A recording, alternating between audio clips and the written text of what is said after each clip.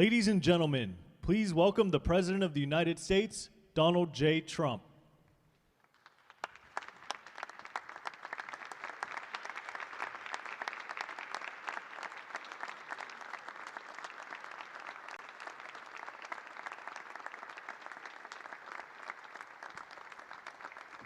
Well, thank you very much. This is a big day and lots of people watching, and especially from other countries, the leaders of, as you know, the other countries, because we have a large group of leaders, and the ones that aren't here are watching on Zoom. I hope they enjoy it. And the press, we appreciate it very much, so respectful. You've been so respectful of what we're doing. What we're doing is very simple, peace. It's called the Board of Peace, and it's all about an easy word to say, but a hard word to produce, peace. But we're going to produce it, and we've been doing a really good job, and some of these leaders that are with us have helped me very much during just this first year. We have a first year like probably no other ever in our country, because we settled 8 wars and I think a 9th to come. It's turned out to be a tougher one. I thought that was going to be the easiest one. But with war, you never know what's easy and what's not so easy. But we've had a great relationship, and I've become friendly with so many of the people. And I appreciate you being here. These are great people. These are great leaders. And the people that are watching by closed circuit and open circuit in many cases, they're so proud of it. They want it to be open. But they've become incredible friends of mine. And, you know, we rebuilt our country in my first term, and now we're at a point that the United States has never seen before. We broke 50,000 on the Dow. They said that would take 4 years. We broke 7,000 on the S&P. They said you couldn't do that within 4 years. It would be impossible. And when I came in, they were all saying, if you could get to anywhere close to 45,000, it would be amazing achievement over 4 years. Well, we hit 50,000 in the first year, and we hit 7,000, which was actually tougher to do according to the Wall Street geniuses. We hit 7,000 in the first year. They said it could take 4 or 5 years. They'd be very happy. It would have been a great job. We did it in 1, but we're doing a great job. Board of Peace is one of the most important and consequential things I think that I'll be involved in. We've been involved in a lot, and really I've been involved in a lot with the people up here. We work together on ending wars with their country. Some of the wars were 32 years long, 32, 34, and a 37. That's a long time, and we ended it in about 2 days, each one of those. But we have some other work to do, and we're getting it done. Gaza is very complex. It's been amazing. I want to thank Steve and Jared for an amazing job. Marco's over there watching. Everybody's fantastic. And JD, what a job. They're all doing. It's a team. I think it's the best team ever assembled. And you see that by the results. So today is a tremendous honor to welcome you all to the United States Institute of Peace for the inaugural meeting of the Board of Peace. Very important. I believe it's the most consequential board, certainly in terms of power and in terms of prestige. There's never been anything close, because these are the greatest world leaders. Almost everybody's accepted, and the ones that haven't will be. And some are playing a little cute.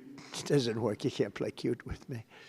But they're playing a little bit. But they're all joining. Everybody. Most of them very immediately.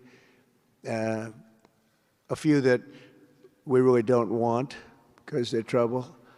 Take care of them. But this is the most prestigious board ever put together. You know, I've seen some great corporate boards. I've seen some great boards, period. It's peanuts compared to this board, because we have virtually everyone is the head of a country other than Johnny, but he's the head of soccer, so that's not so bad, right, Johnny? I like your job the best, I think. And by the way, your World Cup has set every single ticket record in the history of soccer. In the history, nobody's ever seen anything like it. The sales are virtually complete. Nobody's ever seen anything, so congratulations. You made a good decision. We did it together. Thank you, Johnny. Great guy. So I want to thank the many leaders and dignitaries who have traveled great distances and lengths for the important gathering that we're at right now. This building was built for peace, and nobody knew what to name it. And then Marco named it after me. I had nothing to do with it. I swear I didn't. I swear. I had no idea. They said, there's a surprise coming. I didn't know that surprise. I thought they were going to give me a lot of money or something, maybe cash. Could always use some extra cash. But I came, and they stopped the beautiful beast. I got out very safely, I'm sure, and looked up, and there it said, Donald J. Trump on the building. And when I say that had nothing to do, nobody believes it, and that's okay, but I appreciated it. That was Marco and JD and a group got together, and they did that, and I just thought it was very nice. And it makes me work harder. We're going to have to work harder. We're going to have to make this building much more important. It's brand new. They built it for peace, but nobody occupied it. You know, nobody knew what the purpose of it, but the architecture is so beautiful, and it was with the meeting rooms, the reception rooms. It's really amazing. Who would think that it was built without anybody in mind or anything in mind, and then the State Department took it over. They liked it. Marco came over one day. He saw this. He said, this building is great. And he actually claimed it, right? He claimed it. And that's what he does. Where is Marco? I said, Marco, is that true? You claimed this building. You took it away from about 5 groups that wanted it. That was done very quickly, very methodically. But it was really, really built so beautifully in such a beautiful building. But we worked together to ensure the brighter future for the people of Gaza, the Middle East, and the entire world. I think that the Board of Peace, because it's mostly leaders and unbelievably respected people, but mostly leaders of Middle Eastern countries, countries from all over the world, and they've been very generous with money also. And the United States, which I'll say in a moment, is also very generous with money because there's nothing more important than peace. And there's nothing less expensive than peace. You know, when you go to wars, it costs you 100 times what it costs to make peace. We have a man at the end right there that's smiling because you learned that after 30 years of fighting, right? 30 years of fighting, we got it done. I want to thank you very much. That was a great thing you did. You and your new friend, they came to my office and they said, I've been fighting for 22 years. Now you're there for 23 years, right? But I've been fighting for 22 years. That's all I've done is fight this gentleman. And his counterpart was there for 7 years. He said, I've been there for 7 years. All I've done is fight this gentleman. And we had it worked out in about 24 hours, right? And it's been a good peace. And I think they've become friends. I'm not sure I'm allowed to say that, but I think so. I think they've become friends, right? Right. Great. Stand up. Stand up. These are 2 tough cookies, too. You think that was easy? It wasn't easy. These are 2 tough people, good people, but tough people. But, you know, we're in the Oval Office, and we were getting near, but the one was at one side of the room. I have 2 chairs right in front of the desk, the beautiful, resolute desk. One's over here. One's on the other side of the room. I said, fellas, could you get a little closer? Well, I don't know. They felt very uncomfortable. You know, they've been killing each other for 32 years. So I say, can you get a little closer? After 1 hour, they were right next to each other. We made a deal. They hugged, they signed, and we had peace with 2 very important countries, and I'll never forget it. So they started off a little weak, and they ended up really strong, and you can be very proud of yourselves. It was a beautiful thing to see. Thank you. Look at that. Do you believe it? 32 years. Thank you. Thank you very much. But we're honored to be joined today by Prime Minister Rama of Albania. President, where is President Milei? You're another one, I'll tell you. Where is President Milei? I endorsed him. I'm not supposed to be endorsing people, but I endorse, when I like people, you know, I've had a very good record of endorsing candidates within the United States.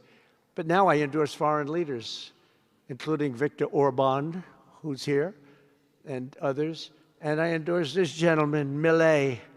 He was a little behind in the polls. He ended up winning in a landslide. I just endorsed the Prime Minister of Japan. She was in a tight race, but was probably going to win. And she won in the largest number in the history of Japan. So she likes me a lot. But it was an honor, and you're doing great. Oh, look, they're sitting right next, Victor. I think, but ultimately, I think I'm going to end up endorsing. Hey, look, as long as it works, it's okay with me. But the endorsement seems to be working in foreign countries, too, so that's good. But nice to have you both. Victor, nice to have you both. Very proud of you. The Prime Minister of another, really just a great guy, Phashinian of Armenia. President Aliev of Azerbaijan. I love saying that name now, you know. At the beginning, it was giving me a hard time. Now I love saying it. It's a beautiful name. I love it. His Majesty, King Hamad bin Essa Al Khalifa of Bahrain. Bahrain. Thank you. Thank you. Where are you? Where are you? He's so rich, he can sit there. He can sit wherever the hell he wants.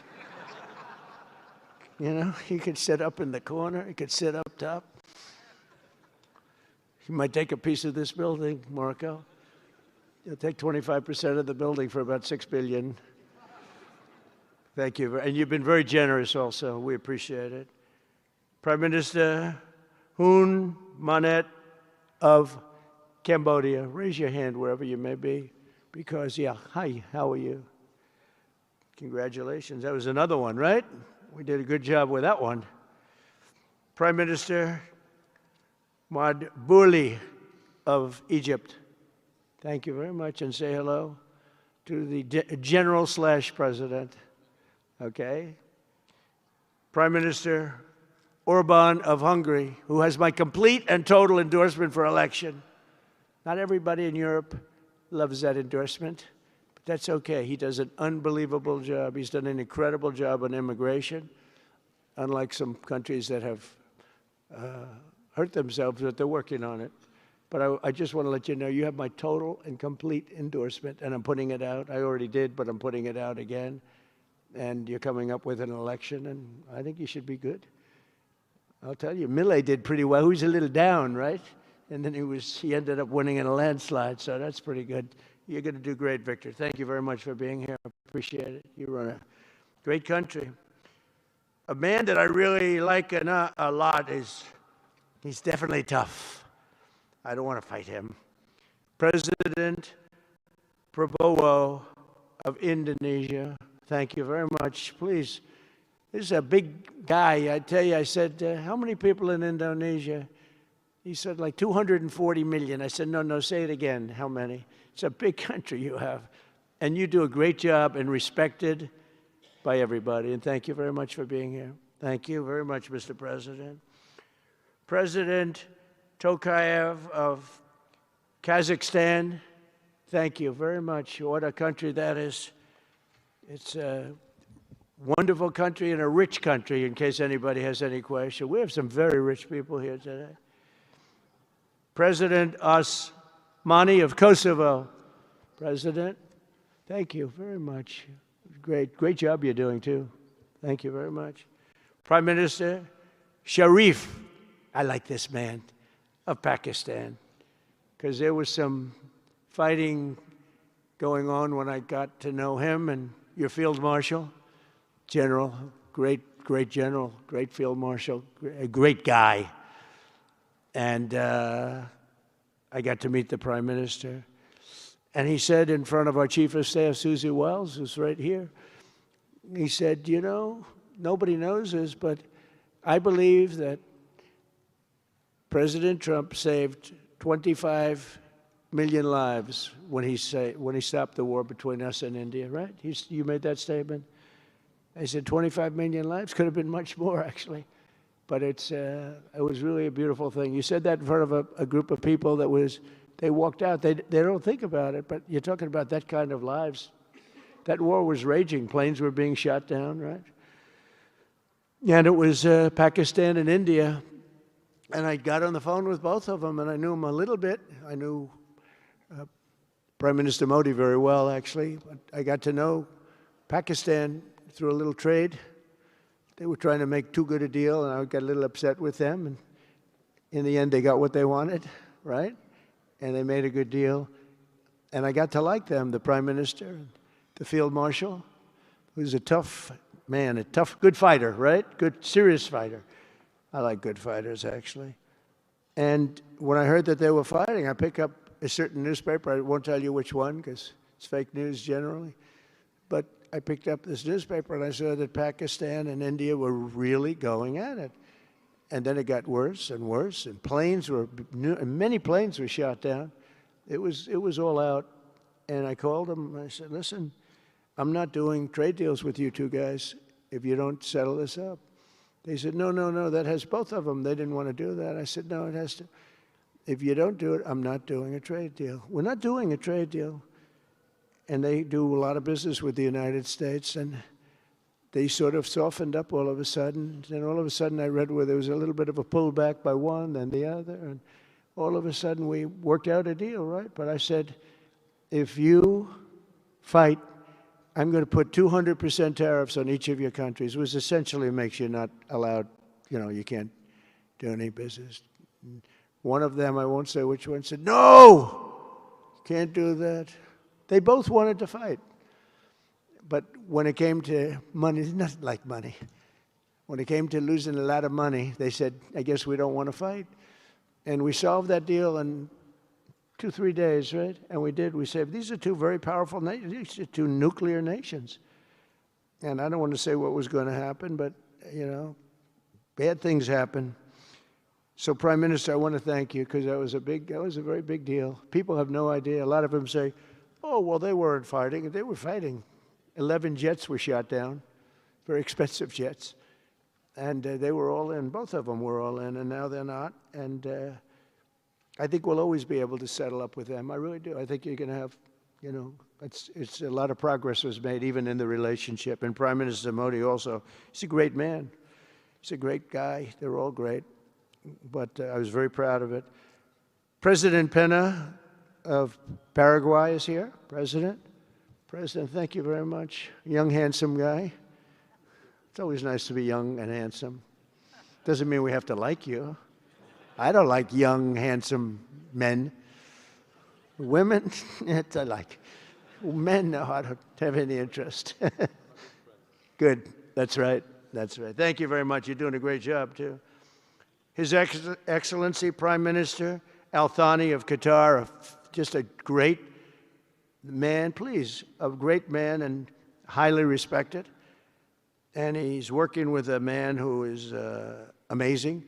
I always say he needs a public relations agency because you do so much good and they have you down as evil. And you're not evil. You help us so much and you're such a good ally. And I just want people to know that. And the Emir is incredible, smart as you can be, a great leader. And he cares so much for the people. And he cares so much for the Middle East. So I want to thank you very much and send my regards. Your country has been a great help. So, surprising to some of the people writing out there, but now they'll start changing their tune because it's true. I only tell the truth. Prime Minister Don of Romania, wonderful people. The Romanian people are fantastic people, like you're fantastic. And a lot of them come and work in this country and help us in this country, as you know, and it's they are just really, really solid people. President Mirziyoyev of Uzbekistan, who is where? There he is, and a friend of mine. He's got one of the most difficult names in history, but that's okay. It doesn't matter. Your country's doing great. You're doing great. And just no problems. Every time I see him, nope, we're doing good. No problems. And General Secretary To Lam of Vietnam. Vietnam is incredible as a country and as a force. And it's an honor to have you. A really great honor to have you. A lot of respect. A lot of respect for your country. We'll also want to express my gratitude to Vice President J.D. Vance, who is a fantastic man. He's a fantastic talent. He was a great student. He went to one school. He graduated, You know, most people, if you watch some of the people that were at the event in Munich, they didn't graduate quickly from college. They had everything they could do. There was one young, attractive woman. She was unable to answer questions. And she didn't do so well like J.D. did in college. J.D. graduated in a 4.5-year college in 2 years. And then he went to Yale and he graduated at the top of his class, went to the military grade. But when he went to Yale, there was one person that was marginally ahead of him, so he married her. Can you believe it? He married the person that was ahead. I don't know. I always like to say J.D. was first and Usha was second, because I get a little uncomfortable when I say that. But he's been incredible. He's a brilliant guy and a great guy, and he's been my friend. All of our people, we have a fantastic group of people, our cabinet members, everybody, many of them here. But JD's been great. Thank you very much. He gets a little bit tough on occasion. We've got to slow him down just a little bit on occasion. He says his mind. Now, then we have the opposite extreme. We have your friend sitting in the back. Your best friend sitting in the back is Marco. Marco does it with a velvet glove, but it's a kill, right? The result is the same. They do it very differently. And Marco, you really did yourself proud 2 days ago in Munich. In fact, so proud that I almost terminated his employ because they were saying, why can't Trump do this? I do, but I say it differently. But Marco, don't do any better than you did, please. Because if you do, you're out of here. But no, I want my guys to do great. And the acclaim he's gotten and the acclaim JD gets is great. We have smart people. And when you see the representatives there, like Gavin Newsom, he didn't know what he was doing. They didn't even know why. He didn't know why he was there. Or AOC, she was unable to answer a simple question. And she could have said, well, I'm studying it and I'll report back to you next week. You know, you can get away with that. But she just went, it's actually, I think it could be a career-ending answer because for 25 years, anybody running against her, I think Susie is going to use that little piece of stuff. It was not good. It was not good. That was not a natural. So I want to thank JD. I want to thank Secretary of State Marco Rubio. They're extraordinary. I want to thank Special Envoy for Peace, Steve Witkoff, who has been unbelievable.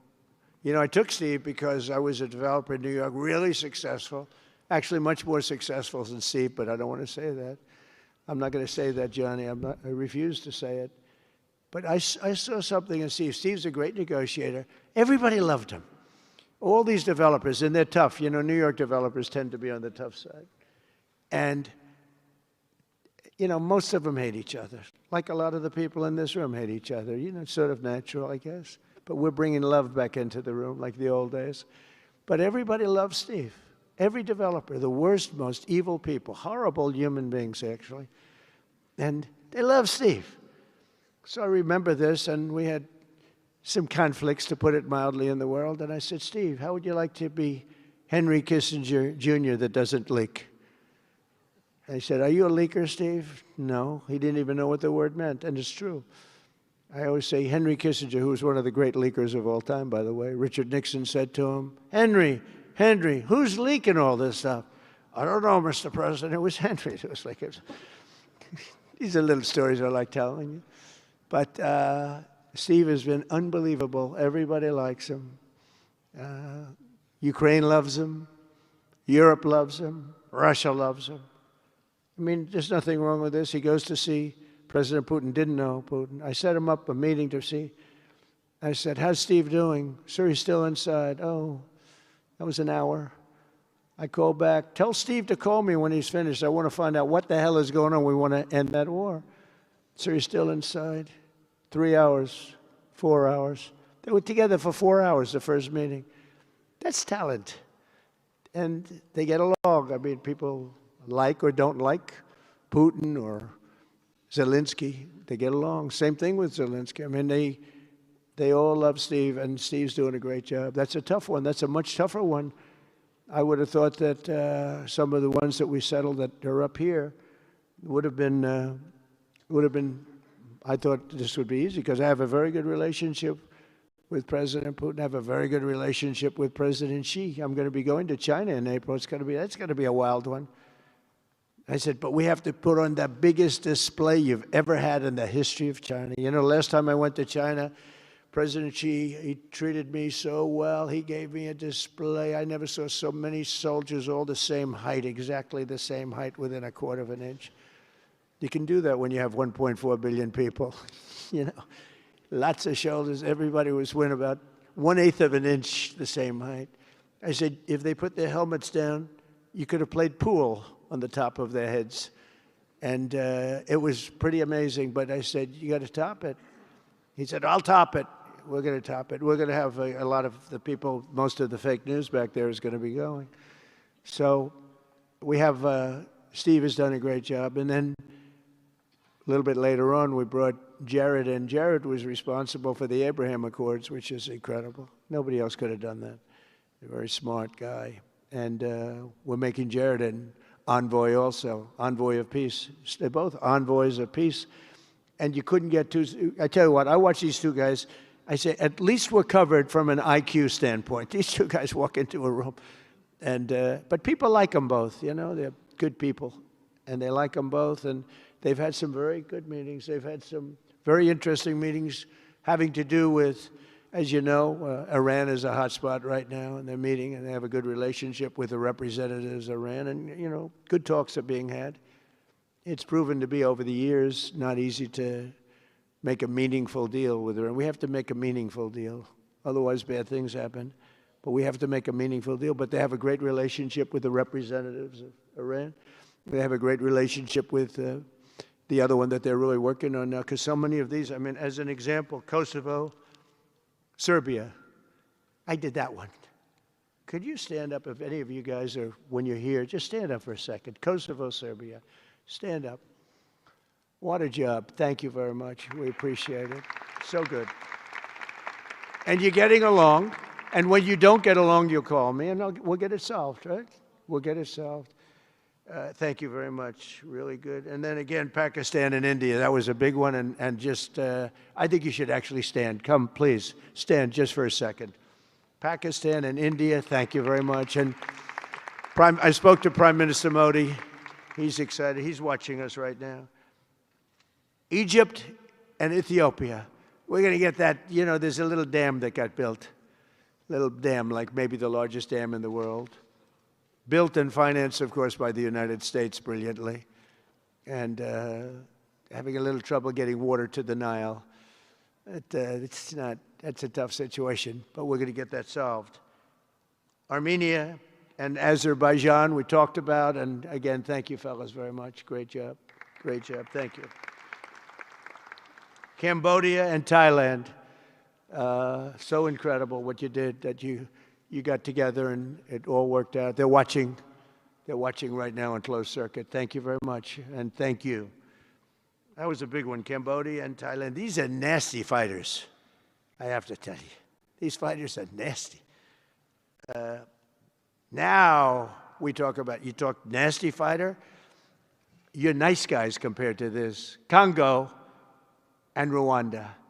That was, and we've got them pretty peaceful.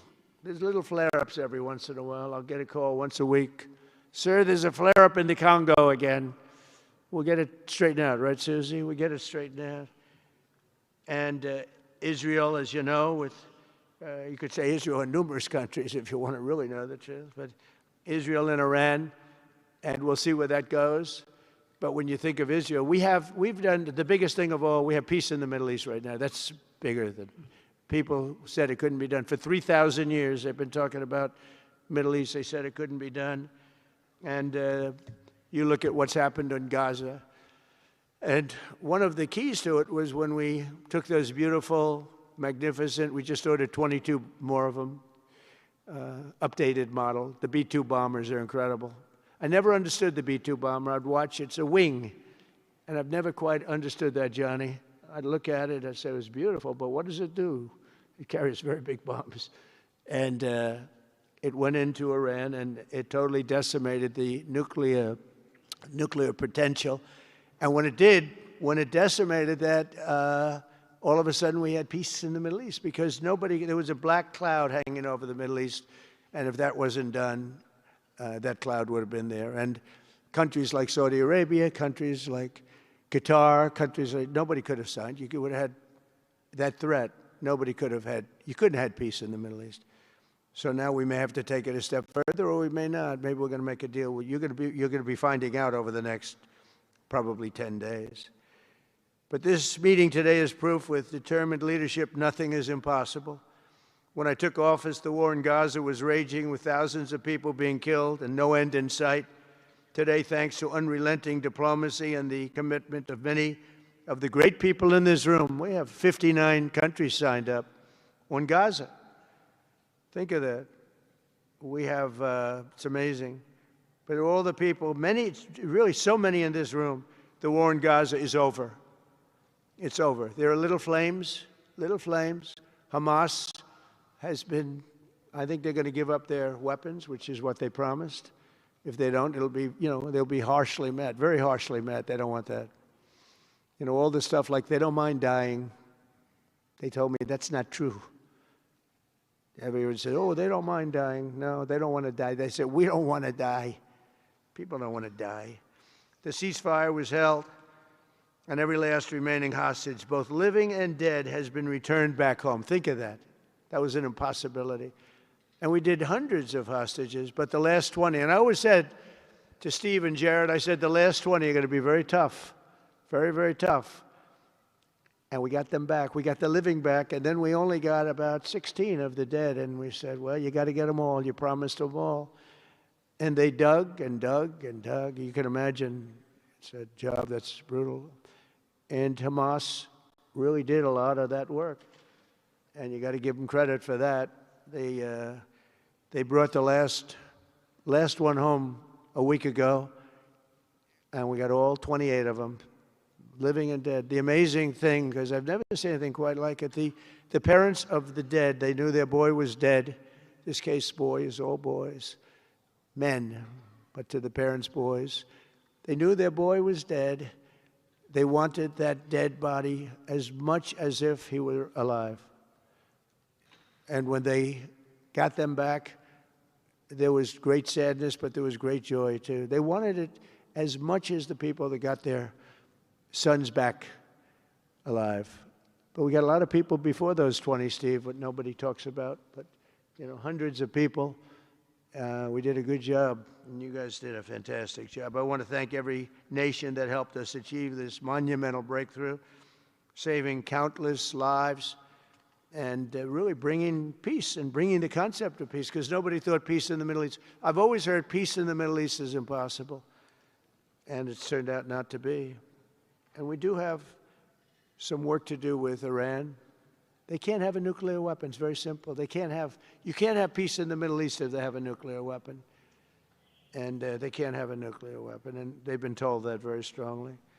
Since the hard-won ceasefire of last October, the United States and our partners have facilitated the delivery of vast amounts of humanitarian aid, numbers that nobody's ever seen before. In November, the United Nations Security Council unanimously approved the Board of Peace. And last month in Davos, we welcomed over 24 members to this very important new organization. And we are very closely working with the United Nations. In fact, I'm going to speak to the Secretary General in a little while. He's a good man. And I've had a good relationship. Other than in my last speech, they did turn off my teleprompter. I got up there. My teleprompter didn't work. I'm sitting in front of all of you people and more. I had no teleprompter. I knew I was in trouble because I'm walking up. The teleprompters are over here. I had the most beautiful speech ready. I was all set to knock them dead. First, I had an escalator that stopped. You know that. It's going up. Boom. It's lucky my movie star first lady was in front of me because I put my hand on a certain part of her body, and I was able to stop my fall. Otherwise, because she had no trouble. I said, boy, that was a very sharp stop, Johnny. So I said, that was strange. I've been on a lot of escalators. That's never happened before. Usually it stops very slowly. This was just boom. But our First Lady was right in the proper location for me. I'm waving to people, and she was holding on a little tighter. She knew what was happening. She did. She said, that's a very successful movie out right now, like #1. Can you believe this? And it's a big movie star. And I always say it's trouble because I always say there's not room in one family for 2 stars. I told her that. We can't have 2 stars in one family. So I don't know what that means, but it's not good. But it is good because we're proud of her. She did people in the United States love the First Lady, and she did the movie, and it's become the biggest selling documentary in 20 years. Can you believe? The theaters are all packed. Women especially, they go back and they see it 2 or 3 times, 4 times. But together we're committed to achieving a Gaza that is properly governed throughout. The whole area is going to be, so many countries that have really nothing to do with the Middle East, but they're maybe somewhat close by. They're all involved. They want to go in and fight. They tell me all the time, we'd like to send soldiers to fight if it's necessary. And I don't think it's going to be necessary. We have 2 countries that want to go in and do a number on Hamas. I said, I really don't think I hope it's not going to be necessary, because they made a promise, and they promised me, get rid of their weapons. Looks like they're going to be doing that, but we'll have to find out. But it's no longer a hotbed of radicalism and terror. And to end that, we have today, and I'm pleased to announce that Kazakhstan, Azerbaijan, UAE, Morocco, Bahrain, Qatar, Saudi Arabia, Uzbekistan, and Kuwait have all contributed more than $7 billion toward the relief package. That's great. Thank you, fellas. Thank you.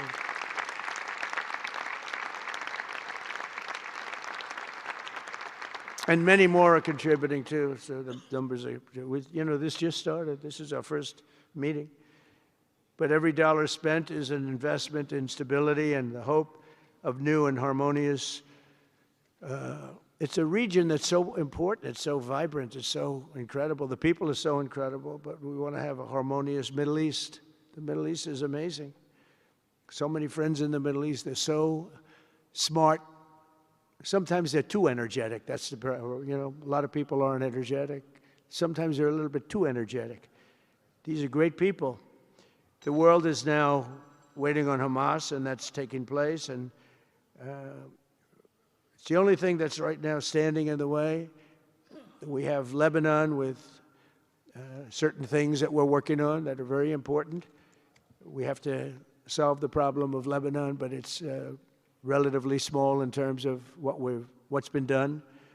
And again, the key was getting rid of the nuclear potential, because Iran would have had a nuclear weapon based on everything we found out since within 1 month. We can't let that happen. So many of our friends in Europe are attending today, and we're eager to have them become full members. They all want to become full members, and we've had a great response from Europe. And Europe is, it's where I come from, where so many people come from that are in the United States. But we have a great relationship with Europe. We have a great head of NATO. He is a fantastic man, and he's doing a great job, really great job. I'm excited to announce that Norway has agreed to host an event bringing together the Board of Peace. Oh, I thought when I saw this note, I'm excited to announce that Norway, I thought they were going to say that they're giving me the Nobel Prize. Oh, this is less exciting. Oh, it says, I'm excited to announce that Norway, and I'm saying, oh, great, I'm getting the Nobel Prize, finally. Finally, they got it right.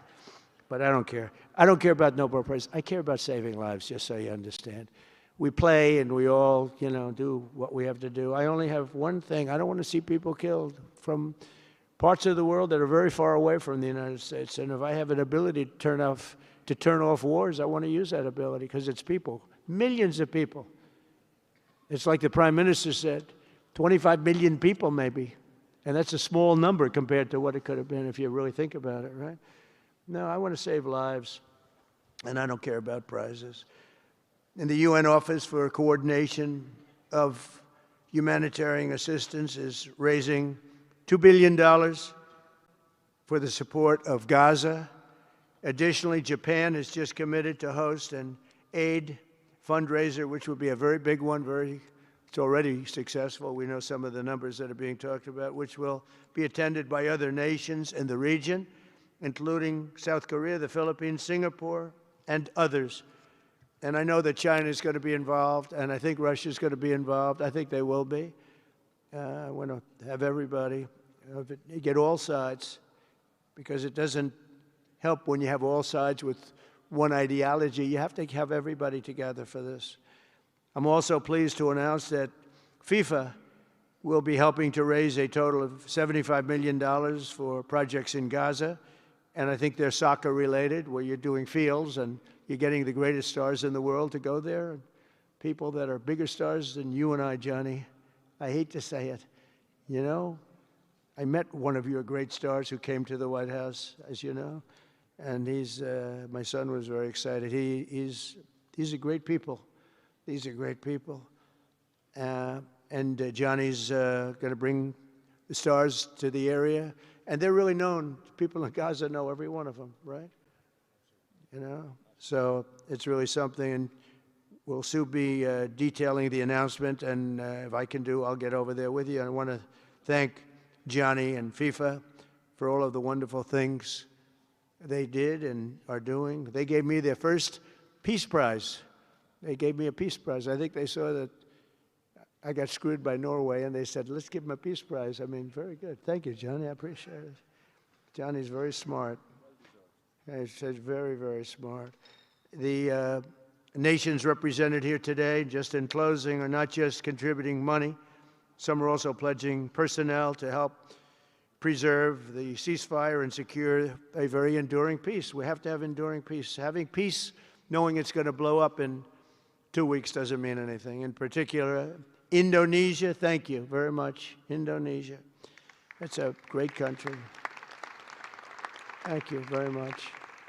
Look at that man. Look how tough he is. You think it's easy dealing with him?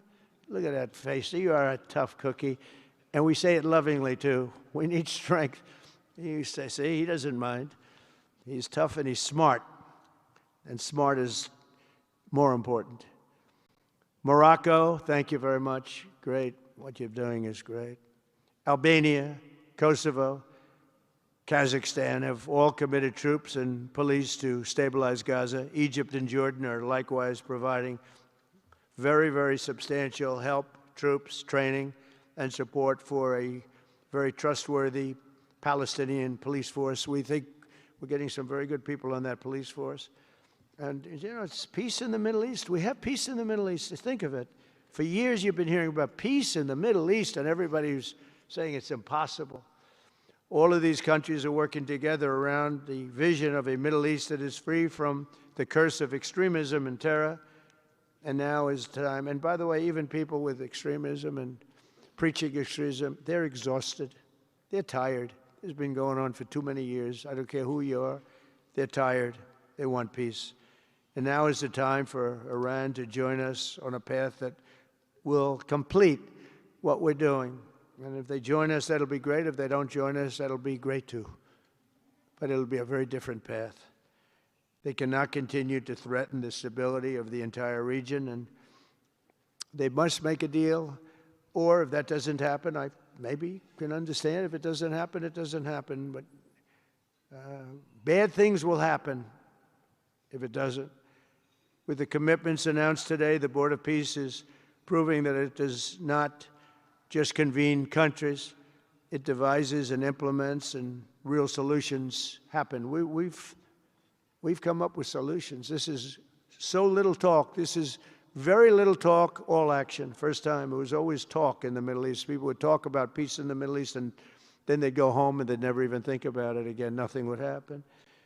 We're providing a model for how responsible sovereign nations can cooperate to take responsibility for confronting problems in their own regions. The Board of Peace is showing how a better future can be built, starting right here in this room. And I want to let you know that the United States is going to make a contribution of $10 billion to the Board of Peace. Thank you.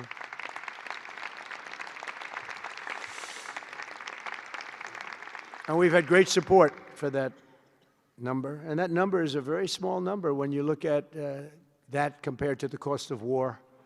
That's 2 weeks of fighting.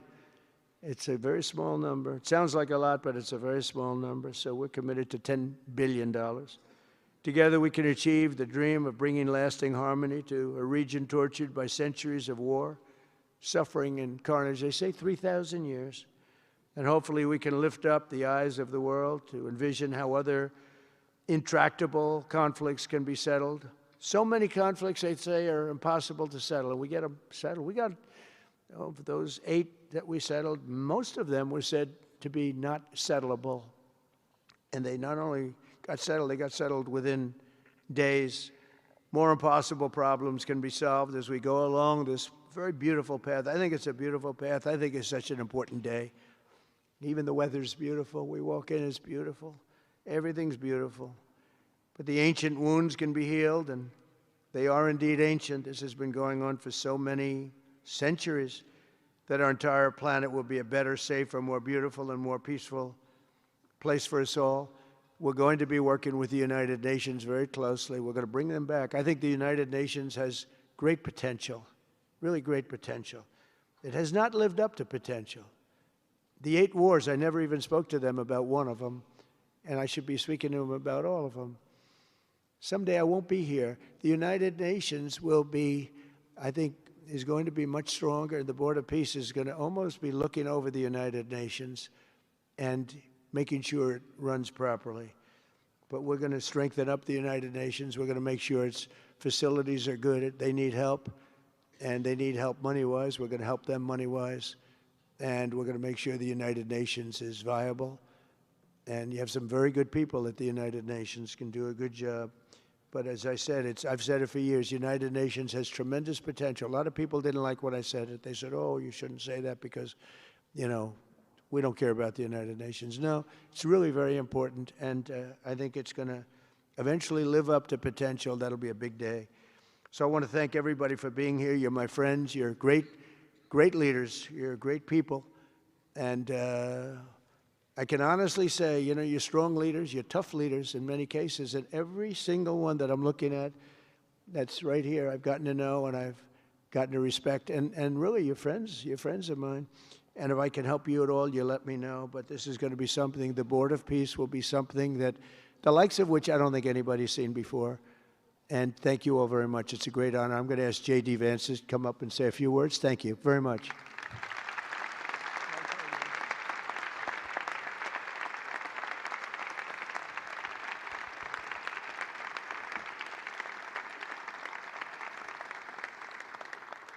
Well, thank you, Mr. President, very much for your leadership, but also for the kind words about me personally.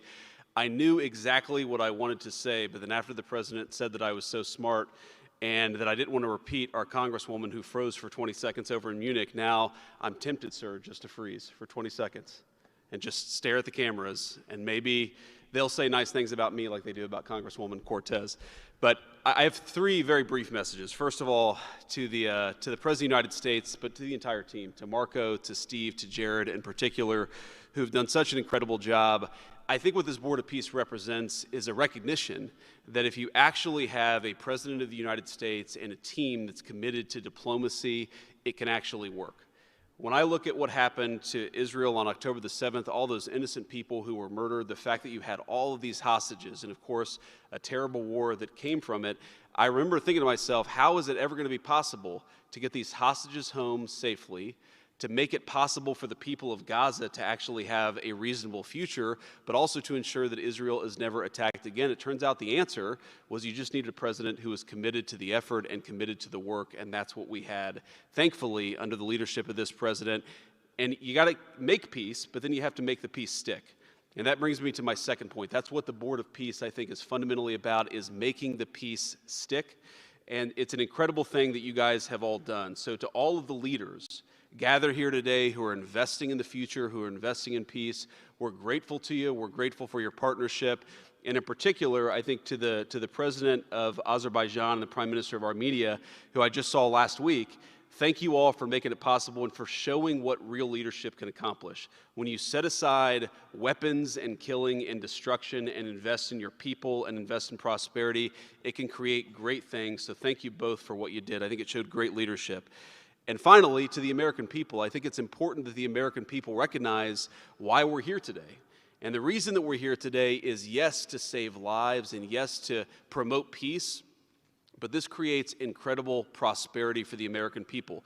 The countries represented here represent trillions of dollars of investment in the United States of America that would not have been possible without this president's leadership and advocacy for peace. The economies here represent millions of American jobs of people who are receiving products built in American factories and made by American workers would not be possible without a focus on peace. So, Mr. President, while I think this is great for the world, I also think it's really, really great for the United States of America, so we're looking forward to the partnership. With that, I want to turn it over to the MC for the rest of the program, and that is our great press secretary, Carolyn Levitt. Thank you.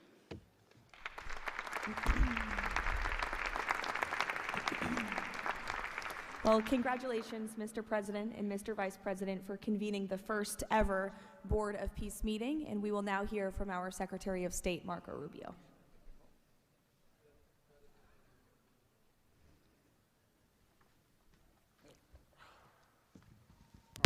I'll be brief and to the point. We want to talk a little bit about the strategic vision of this organization and begin doing so by first acknowledging that we are here today because the President of the United States, Donald J. Trump, has both an ability and a willingness to use the power of his office to think outside the box. And that's why we're here today. This was a very unique crisis in Gaza, one that the existing international institutions could not solve or figure out. It needed a very specific type solution that required the partnership of all the nations that are here, including those that are here on an observer status. And we appreciate you coming today and being a part of this as well. And that's the point I want to drive home today. And soon you'll hear from Steve and Jared, who, by the way, deserve an incredible amount of credit for pulling this together and working countless hours and traveling all over the world. They truly deserve our appreciation and thanks for the work they've put in under the leadership of President Trump to make this possible. This Gaza situation was impossible to solve under orthodoxy, under existing structures. And so what we did is they went to the UN, and they got the UN's approval to put this group together and bring these nations together to come up with a very specific solutions to a very unique and specific problem. We have a long ways to go. There's a lot of work that remains. It will require the contribution of every nation state represented here today, and we thank you for being a part of it. And we hope that this can serve as a model for other complex and difficult situations so they can be solved in the same way. But right now the focus is on this one. We have to get this right. There is no plan B for Gaza. Plan B is going back to war. No one here wants that. Plan A, the only path forward, is one that rebuilds Gaza in a way of enduring and sustainable peace where everyone can live there side by side with one another and never worry again about returning to conflict, to war, to human suffering, and to destruction. And again, Mr. President, thank you for having the vision and the courage to pursue something that has never been done before, and we're not done yet. And thank you to Steve Woodcock and Jared Kushner for the time and the work they put into this. And thank you on behalf of the State Department and the U.S. government to all of the nations that are here. Every one of you is indispensable, including our observer partners, who we hope can find your way to join us at some point as officially part of this. But we are grateful for the fact you're here today and the contributions you've made already. Thank you.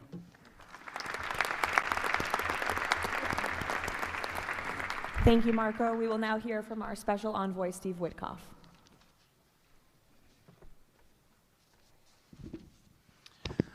Thank you, everybody, for being here. I don't know if we ever believed that this was possible when we first started envisioning a board of peace, but of course, under the President's indispensable leadership, and it begins with that. It begins with President Trump's leadership and his direction. We are here today, and it's pretty amazing. I think we have some people to thank. We had an amazing partnership between the mediating countries, Qatar, Egypt, Turkey. Prime Minister Mohammed, you are an exceptional human being. You really are. Ali, thank you for everything you did. That's you right over there, Ali. Wherever Hakan is, Hakan, you were amazing. And so was Ibrahim and President Erdogan, and of course, to the Egyptians, Badr, I know you're smiling because we went through so much. And General Hassan was amazing. We all became friends here. Prime Minister Sisi, President Sisi, pardon me, and so many others. But our team, JD, your insight, your counsel, and Marco, you're an amazing secretary, and it's a privilege to work for you.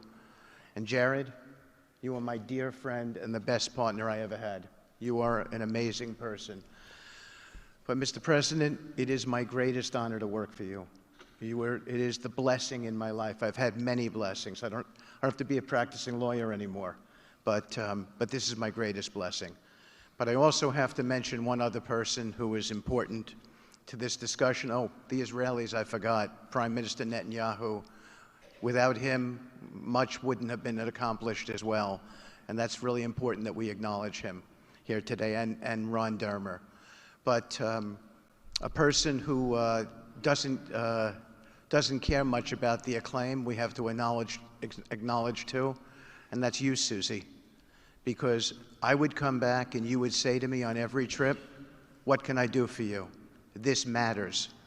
And you are an inspiration for all of us. So I thank everybody, and let me get on to, am I going on to the next slide? Sure. Caroline? Sure. Okay. So with regard to the hostages, we're here today, again, I say it, I know it sounds redundant, but we're here today because of President Trump. Without him, none of this was possible.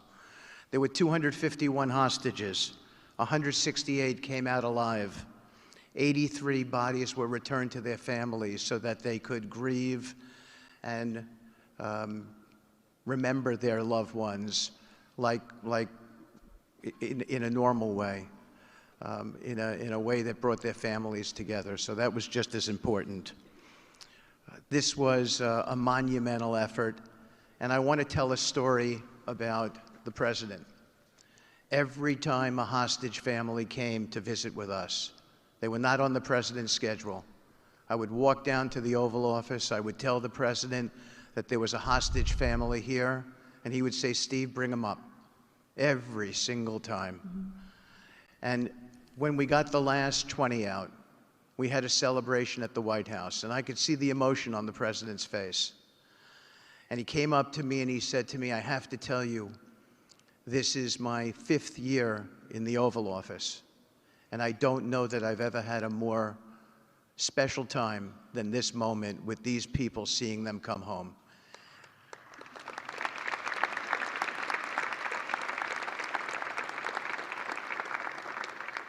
And I said to the president, you have to look around because none of them would be home without you, sir. None of them. So I only want to tell you, Mr. President, you gave me my greatest honor to work on this effort, and I thank you.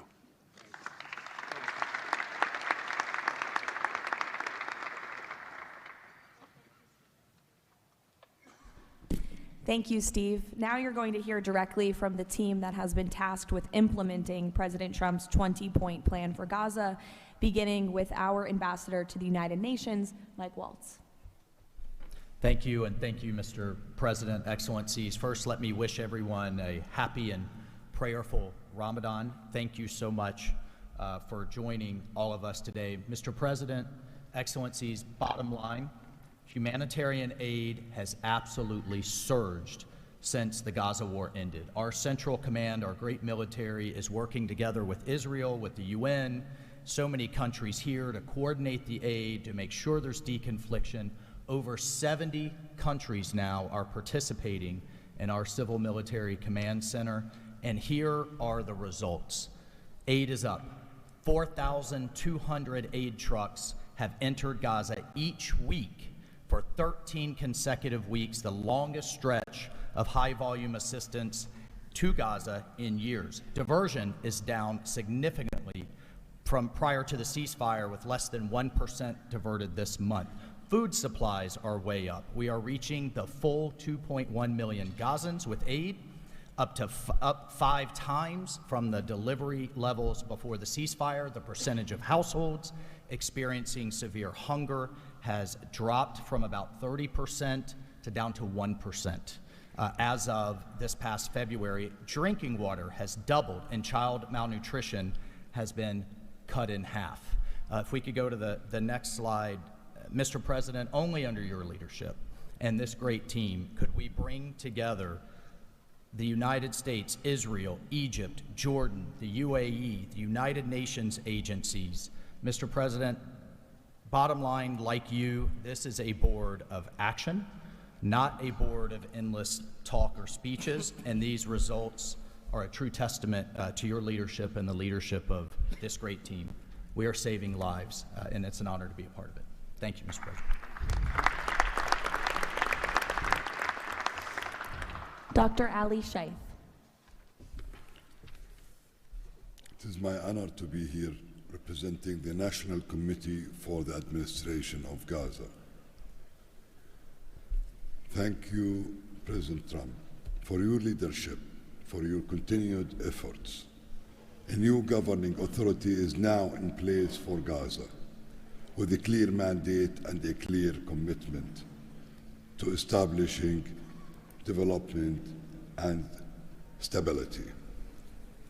However, we are operating in extremely difficult conditions. Large parts of Gaza Strip are severely damaged, destroyed actually. Humanitarian needs are acute. Law and order remain fragile. This is not normal operating environment, President, which is precisely why discipline and prioritization matter. Our priorities, therefore, are defined into 4 categories. First, restore security via professional civilian police under one authority, one law, and one weapon, including training and developing 5,000 Gazan police to be deployed in 60 days. Secondly, revive economic activities and livelihoods, creating decent jobs, especially for our young population. Thirdly, ensure sustainable emergency relief as described earlier. Fourthly, restore basic services including electricity, water, health and education, and last but not least, the access and movement. Our mandate is simple, President, step by step to build the foundation for lasting peace, dignity and prosperity for the people of Gaza. And this is where we count on your continued leadership and support. Blessed the peacemaker. Thank you.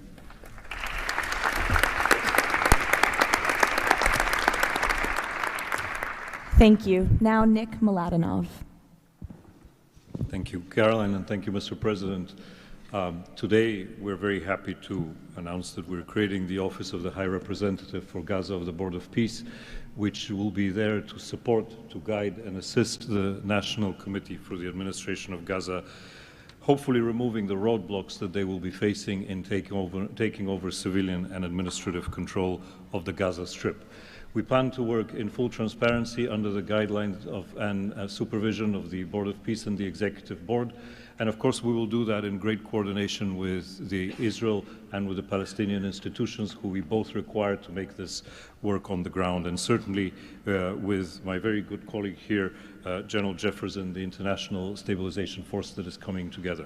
Mr. President, if I can actually use the opportunity to announce some breaking news that as of this morning, we started the process of recruiting Palestinian police force that Ali was just referring to. And just in the first few hours, we have 2,000 people who have applied to join a new transitional Palestinian police force to be formed in Gaza under the authority of the National Committee, with the support of the Board of Peace, trained in Egypt, where we have received an excellent proposal of how to do that forward. And this is critical to what we need to do as we begin this process. And if we may move to the second slide.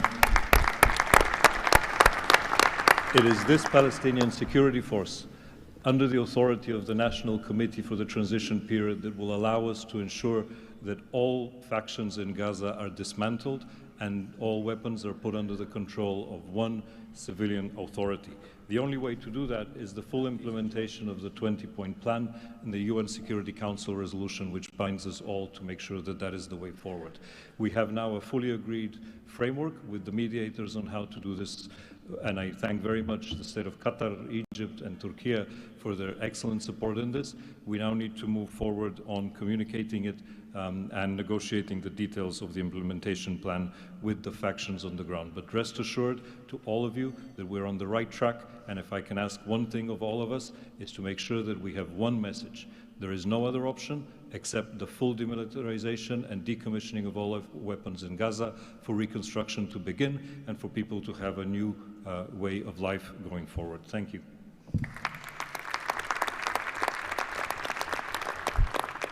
Thank you, Nick, and congratulations. Now, Major General Jasper Jeffers. Thank you, Caroline, Mr. President. It's an honor to be here today as the ISF commander.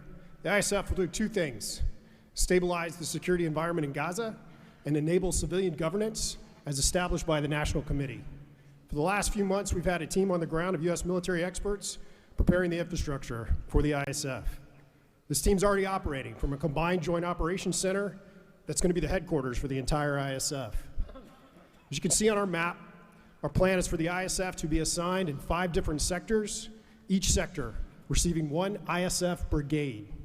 In the short term, we plan to deploy to the Rafah sector first, in addition to the training of police. Midterm objective is to continue to expand sector by sector, all moving to our long-term 12,000 police and 20,000 ISF soldiers.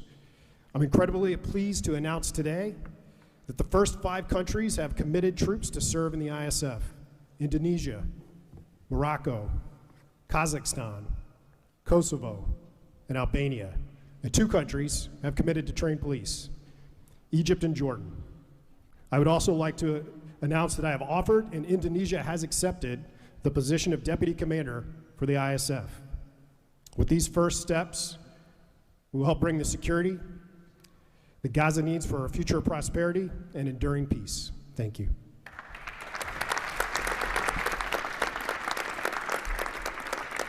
Thank you, Major General. Mr. Tony Blair. For decades, Gaza's governance has been characterized by extremism, corruption, ineffective institutions, and the complete absence of a route to prosperity for the Gazan people. Yet, as President Trump recognized, its potential has always been vast. 25 miles of Mediterranean coastline, proximity to great regional and global markets, and a young, dynamic population with a median age of 19. So today we set out profound changes necessary to rebuild Gaza for Gazans. Gaza not as it was, but as it should be, including its governance. Effective public institutions serving the people, a business environment where enterprise flourishes, an education system educating the young for tolerance and achievement, and a tech-enabled society making the most of the digital revolution. This is a vision of Gaza as part of a Middle East at peace, not a phony piece of declarations no one means and agreements no one intends to keep, but a genuine commitment to a region where, whether you're a Muslim, Jew, Christian, of any faith or none, you can rise by your own efforts and feel your government by your side, not on your back. That is the vision behind President Trump's 20-point plan for Gaza, and it remains the best, indeed the only hope for Gaza, the region, and the wider world.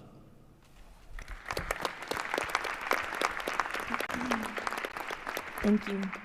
Mr. Yakir Gabay. Hello, everybody. Thank you, Mr. President. Gaza is destroyed. We assembled here on this historic day with common vision to rebuild Gaza for the next generations. Our mission is to recycle and remove 70 million tons of rubble and UXO and hundreds of miles of tunnels, arrange for the population fast temporary housing, in parallel to start construction of infrastructure and permanent housing. We have a detailed master plan for housing and infrastructure of modern schools and hospitals, manufacturing and agriculture, roads and trains, water and energy plants, logistic hubs, telecom, tech and data centers, sports and leisure facilities, seaport and airport, and much more. We lined up many regional contractors who build housing for millions of people in the Middle East.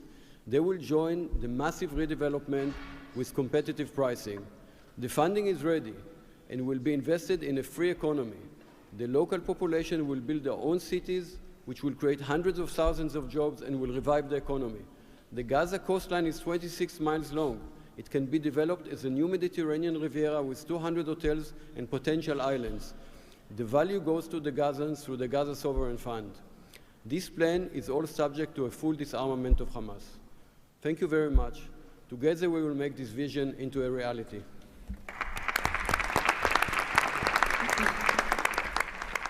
Thank you. Mr. Liren Tanmin. When we asked the NCAG what Gaza needs to unlock its potential, the answer was clear. Reconnect Gaza to the world, digitally and economically, and replace corruption with an open, tax-free system. Gaza was once a vital trade hub between Asia and Europe. Reconnection is a return to its roots. Even the word gauze comes from Gaza, where silk was woven and exported to Europe. So, we brought together Palestinian, Arab, and American partners to deliver practical solutions. By July, Gaza's 2G network will be upgraded with free, high-speed access to essential services. The NCAG is building a secure digital backbone, an open platform, enabling e-payments, financial services, e-learning, and healthcare with user control over data. This effort is supported by our regional partners, and I believe you will hear some exciting news from them on that later today. In parallel, we're advancing an Amazon-like logistics system to help Palestinian launch businesses import globally and trade securely. This will lower prices, drive growth, and help transform Gaza into an open, transparent, corruption-free economic zone. Thank you. Thank you. Mr. Mark Rowan. Mr. President, distinguished leaders, the goal is simple. Take the momentum all of you have provided and build it into something that is not just temporary relief, but something that provides a long-term foundation that will enable many of the goals we've spoken about today to be achieved. We plan to do this by gathering Gaza's productive assets in one unified structure. This will allow independent, professional, conflict-free management of the resources to benefit the Gazans. This will also enable expeditious planning and zoning and not fragmented projects that do not contribute to an economic whole. The potential here is tremendous, but it has to start somewhere. The start is in Rafah, where, as you heard, that will be the first place security is deployed. The plan is 100,000 homes for 500,000 residents plus $5 billion of infrastructure. Over time, 400,000 homes for the entirety of the population with more than $30 billion of infrastructure. Let me put it in financial terms. This is not a problem of money or collateral. This is a problem of peace. The coastline alone, $50 billion of value on a conservative basis. The housing stock, more than $30 billion as rebuilt. The infrastructure, more than $30 billion. $115 billion of value. It just needs to be unlocked and financed. Great, thank you. Mr. Ajay Banga. Thank you, Caroline, and thank you. Is that U.S. donors deserve the right to know that the money is being used in a transparent way.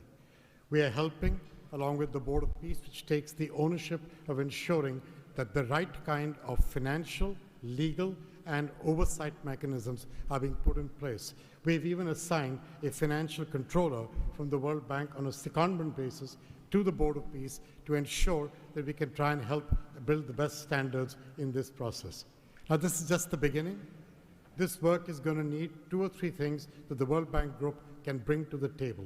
The first is leveraging of public finance. Because of our AAA rating, we have the ability to leverage private bond money to help to create the resources we need to do what Mark just talked about. The second is we can de-risk private investing. And the third is we have people on the ground and expertise and knowledge of doing this kind of work in other markets. We want to be not an armchair critical process, but an active participant in giving Gazans and people in the region the opportunity of the lives they deserve the one time we get the chance. So thank you again.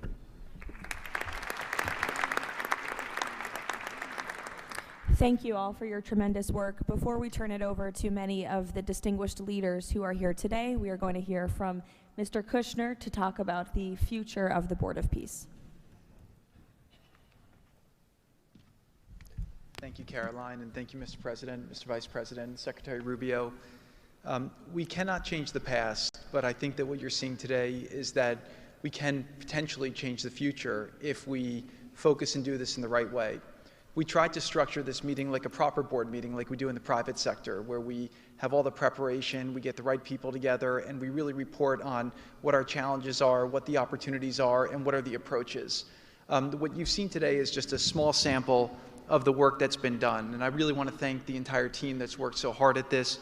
A lot of these people are volunteers. They're doing this not for any personal gain. People are not personally profiting from this. They are really doing this for their children and for their grandchildren and because they want to see peace. One small anecdote is Liran said to me, "Are you sure I should be presenting? I'm a Jewish Israeli and I'm working on Gaza and all these things." And I said, "That's exactly why you should be presenting today." If Jews and Muslims work together, Israelis and Palestinians with Americans and English and Bulgarian and people from all around the world, then we can kind of join on a common goal, which is peace and togetherness, and that's really what we've done. I want to thank President Trump. I remember working with you on your first foreign policy speech in 2016 that you gave at the Mayflower Hotel, and at the time, those ideas were considered to be very, very radical. What I saw as somebody who didn't have any foreign policy experience were just common sense ideas. Why can't the world be better? Why can't there be peace? Why can't there be more prosperity for all people in all ways? And I think over the last decade, you really have changed the way that the world thinks about a lot of these things. And I think that this organization is bringing a new approach and new ideas and new people together in order to effectuate it. I'd really like to thank all the countries that joined on very early. I see this as a very self-selecting group of countries that really believe that the future can be different and wanted to join in partnership and put their reputations and their resources and their time and their ideas on the way to say, these are the challenges we're putting into that we're solving in our own countries. We want to come with new ideas because we've achieved success and we believe that the world can be better in that regard. So I don't have to go through these slides in great detail, but we've secured today, even without the president's amazing commitment, over $7 billion. As Mark said, we don't really have a resource issue here, although we are going to need everyone's support. We just need to be executing and doing this in a good way. We've dealt with the humanitarian issue. We've returned the hostages. But the one final thing I just want to talk about as well from our perspective is that the President Trump in his heart wanted to get the hostages home, but he also really wanted to help the people of Gaza. He saw the suffering that they were enduring, not through fault of their own, because of the bad leadership that they had, the situation they were born into. The war was a horrific, horrific situation. And I think through this process, thanks to Ali and the committee, we are now here to fully support the committee. We are here to help the people of Gaza, to lift them up and give them every opportunity to succeed. And we really see this as a partnership with them and with the Israelis to see if we can create an environment that can be peaceful, that can be functional, that can offer people the opportunity to really live a better life. And I think you've seen some of the work today, and hopefully we'll be successful. Like I said the last one, failure is not an option, and we have to really push forward and keep finding ways to succeed with this. So really thank you, President Trump, Vice President Vance, and Secretary Rubio, and obviously Steve, who's been, like he said about me, I feel just about him. Working through all these challenges has been an absolute honor and a pleasure with you, and I've really been very lucky to have your partnership. So really thank you all, and I'll give back to Caroline. Thank you. Thank you, Jared. The war Hamas began has left. The war Hamas began has left Gaza in ruins. Yet from these ruins, a new future will rise. President Donald Trump unparalleled achievements in just a few months. The United States, together with key regional and global partners, has signed the 20-point Gaza peace plan a blueprint for security, peace, and prosperity. All the hostages returned, the living ones to their homes and the deceased to burial. Ceasefire is stable and the killings from both sides reduced by 99%. The United Nations Security Council approved the establishment of the Board of Peace chaired by President Donald Trump, a governing body dedicated to providing security, infrastructure, and homes for Gaza's people. Ushering in the new dawn for Gaza, the new Palestinian Technocratic Government of Gaza, the NCAG, was elected with consent of all parties, including the Palestinian factions, Israel, and the Arab countries. Rafah border crossing with Egypt was open. The NCAG will secure the disarmament of Gaza to ensure one authority, one law, and one weapon. The United States and its partners, in coordination with the World Bank, are pledging billions of dollars to rebuild Gaza. Safe areas are being established in Rafah and later across the Gaza Strip, where families can receive shelter, food, health care, and education. In Rafah, Gazans will build their first new city. The NCAG, with the Board of Peace, will expand development across the entire Strip, employing hundreds of thousands in reconstruction and business activity. Transportation, water, and energy systems will be restored, and a modern economy will begin to emerge. Children will return to classrooms with a curriculum that promotes tolerance, dignity, and peace. Our goal by year 3, Rafah fully rebuilt, unemployment curbed, and Gaza connected to the world through an Abrahamic gateway, linking it with Egypt, Israel, Jordan, Saudi Arabia, the UAE, and extending to India and Europe. By year 10, Gaza will be self-governed, integrated into the region with thriving industries and housing for all. This is the framework for Gaza's rebirth: secure, prosperous, and peaceful.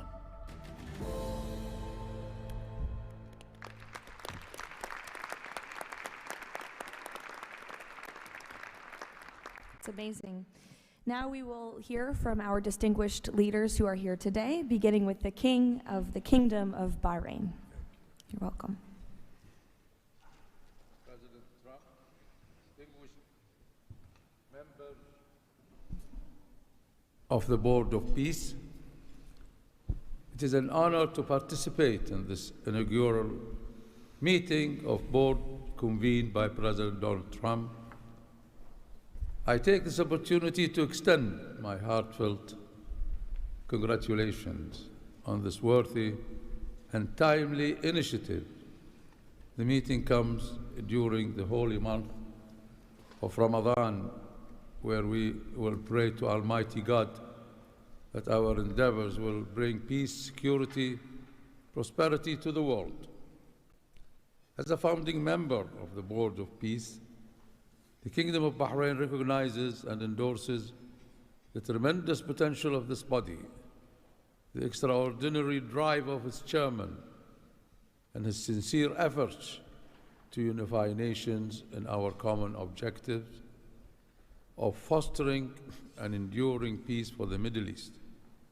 We greatly appreciate President Trump's initiative in presenting the Gaza Peace Plan and establishing this board as a vital platform for dialogue, action, and delivery.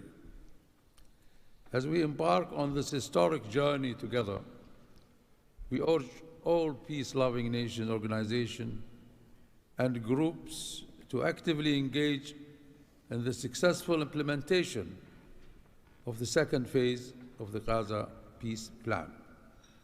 This includes ensuring a lasting ceasefire in Gaza, facilitating its reconstruction, and providing hope and new opportunities for the people of Palestine and Israel. This inaugural meeting of the Board of Peace marks an extraordinary and pivotal chance to envision a new future to Gaza, one that emerges from the ruins of conflict to building a landscape of security, aspiration, hope, and opportunity for its people.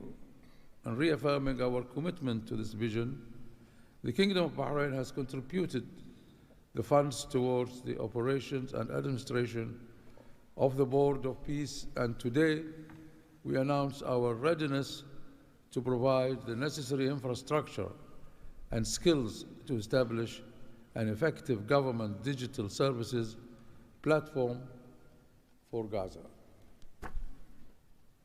Our decision to join the Abraham Accord and enter into the CCBA agreement with the United States reflects our commitment to advancing peace and stability in the Middle East. The United States' historic and ongoing presence in our region has served as a positive force for stability, and we remain dedicated to strengthening our partnership. We look forward with optimism to working with the Board of Peace and all of our international partners who share our ambitions for a brighter future for all. Thank you, Mr. President.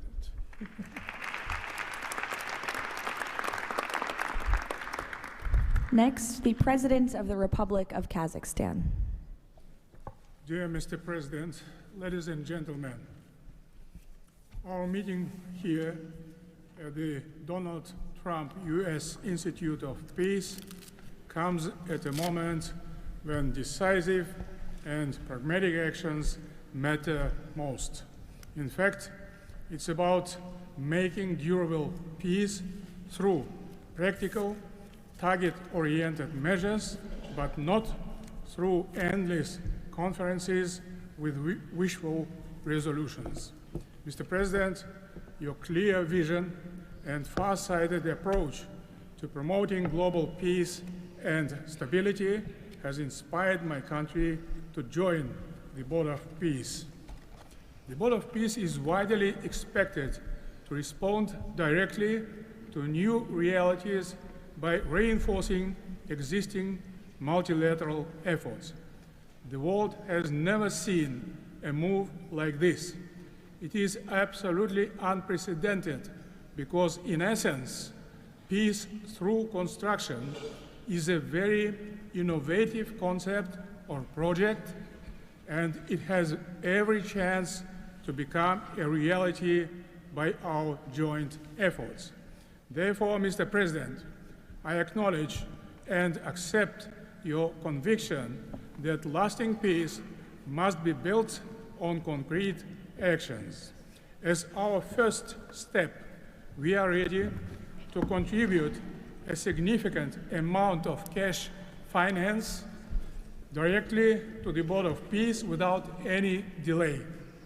Kazakhstan is also keen to be part of the restoration and construction process through international companies with strong credentials. The program, mostly funded by our government, may include the construction of infrastructure, housing, residential complexes, schools, hospitals, and other important civilian facilities, as well as the rubble clearance. We pledge to fully accomplish our financial commitment toward the board. As one of the world's major producers of wheat, Kazakhstan is ready to provide humanitarian assistance to enhance food security in Gaza and beyond. Kazakhstan plans to provide 500 scholarships to Palestinian students to pursue academic programs in our universities over a 5-year period. We can share our internationally recognized e-government expertise and other digital solutions. Kazakhstan is willing to support the ISF by deploying military units, including medical units, and sending our observers to the Civil Military Coordination Center. Sustainable development in the Middle East requires new ways to promote peace, cooperation, and trust across the region. That's why Kazakhstan has joined the Abraham Accords. This crucial move is fully aligned with the noble mission of the Board of Peace. Both of them may constitute a solid basis for joint efforts to promote peace and security in the Middle East and to foster economic, humanitarian cooperation in the region and even beyond. Given the global nature of the board's agenda, Kazakhstan is committed to providing practical support, including through hosting meetings at different levels and scales.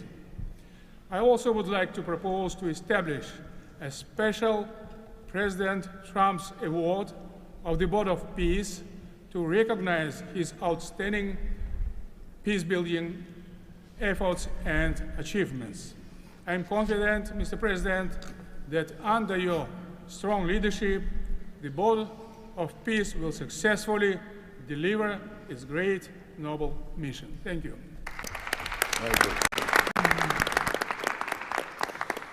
Next, the President of the Republic of Uzbekistan.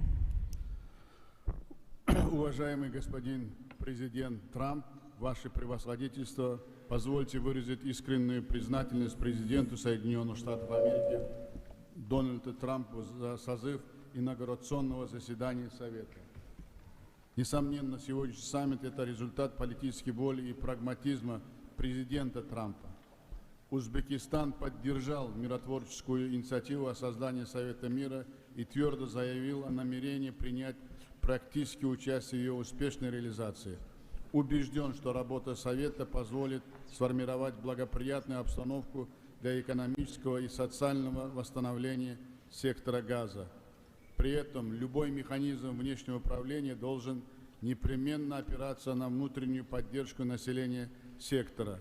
Скоординированные усилия всех сторон позволят обеспечить устойчивость постконфликтного процесса и создание условий для скорейшего восстановления Газы. Подчеркну, что Узбекистан готов внести посильный вклад в возведение жилых домов, детских садов, школ и больниц. Уважаемые друзья, символично, что нынешний саммит проходит в Институте мира имени Дональда Трампа. Наша встреча является ярким проявлением международной солидарности, миротворчества и общего стремления к улучшению ситуации на Ближнем Востоке. Мы должны использовать эту историческую возможность для построения новой Газы с процветающей экономикой и достойным условием жизни для всего населения. Благодарю за внимание.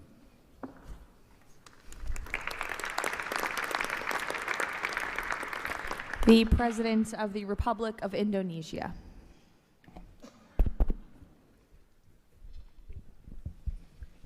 President Trump, distinguished delegates, Indonesia, from the first day that we studied President Trump's 20-point plan, we completely agree and we are fully committed to this plan, and that is why we joined the Board of Peace. We are committed to its success.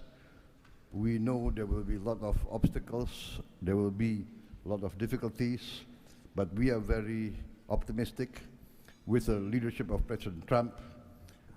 This vision of real peace will be achieved.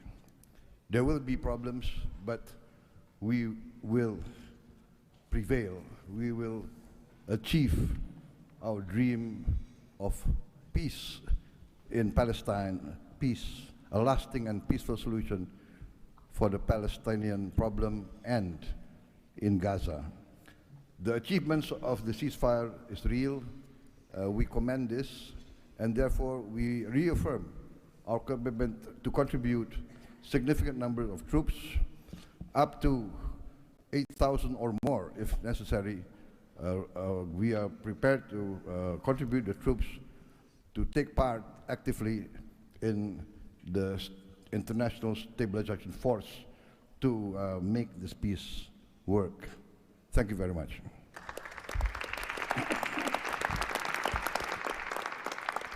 The President of Romania. First of all, President Trump, thank you for convening this very important meeting. And thank you for your involvement and leadership for the peace plan in Gaza, a peace plan that have been comprehensive and stable, and also for your efforts and results in other parts of the world. I think everyone desires peace, stability, prosperity in Gaza, but the question is how to act for, and it's why this meeting and this format is important.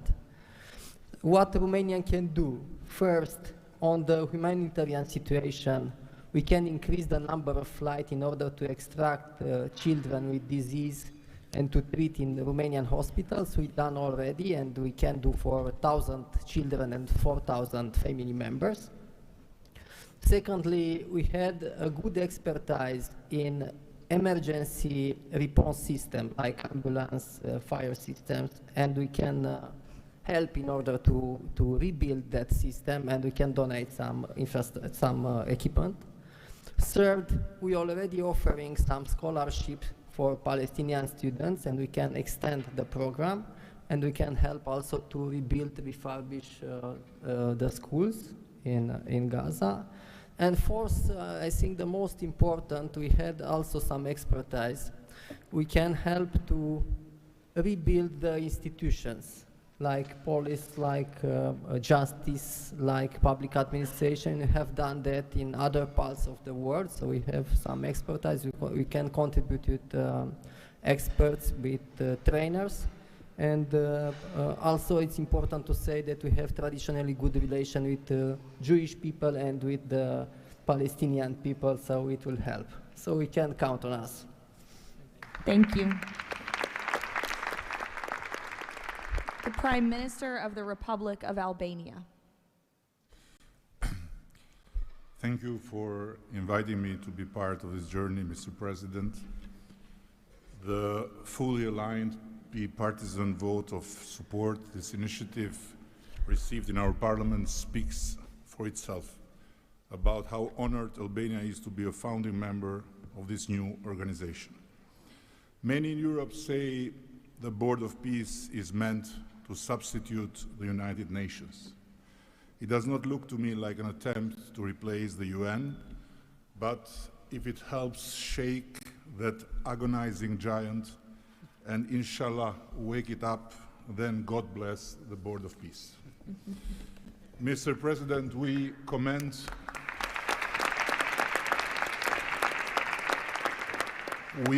your decisive role in bringing a halt to the heartbreaking conflict in Gaza, and Albania has confirmed its participation in the stabilization force with our troops.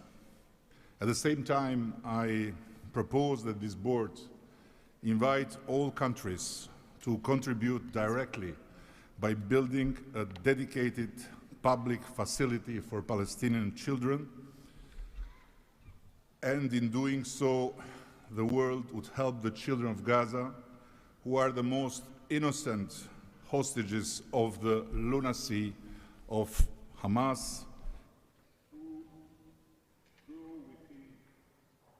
to grow within the tangible presence of the largest chain of hands humanity has ever joined together, by not only putting the money, but bringing their own architects in this, so the world will transform an wound of history into an oasis of hope, where compassion takes concrete form and the future is shaped around those who deserve it most, the next generations of Palestinians.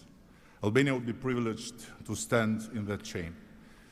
Allow me very briefly to draw your attention to another open conflict closer to home, where President Trump's leadership during his first term brought Kosovo and Serbia closer than ever to a final peace agreement. The president of Kosovo was then brutally prevented from traveling to the White House to sign that agreement in the presence of President Trump. And this was the doing of the very same Sicario prosecutor that went after President. Today, the Kosovo president have now spent 6 years in pretrial detention before a special court in The Hague, sponsored by several democratic states, some of them present here, that should be shamed of that type of international justice. Just last week, Mr. President, another prosecutor funded by this great country and its taxpayers requested 45 years of imprisonment for him, a request that sent shockwave of humiliation through an entire peace-seeking nation. At this moment, only a few months stand between a man who rose from resistance to ethnic cleansing to become a peacemaker and the potentially devastating outcome in a court that has so far failed at every step to uphold the standards of democratic justice. For the sake of God, Mr. President, let's do something before, as you say, very bad things might happen again. And again, thank you so much for including Albania in this noble initiative by bringing close friends of Israel and of the Arab countries. We very much hope to be an added value in your amazing vision.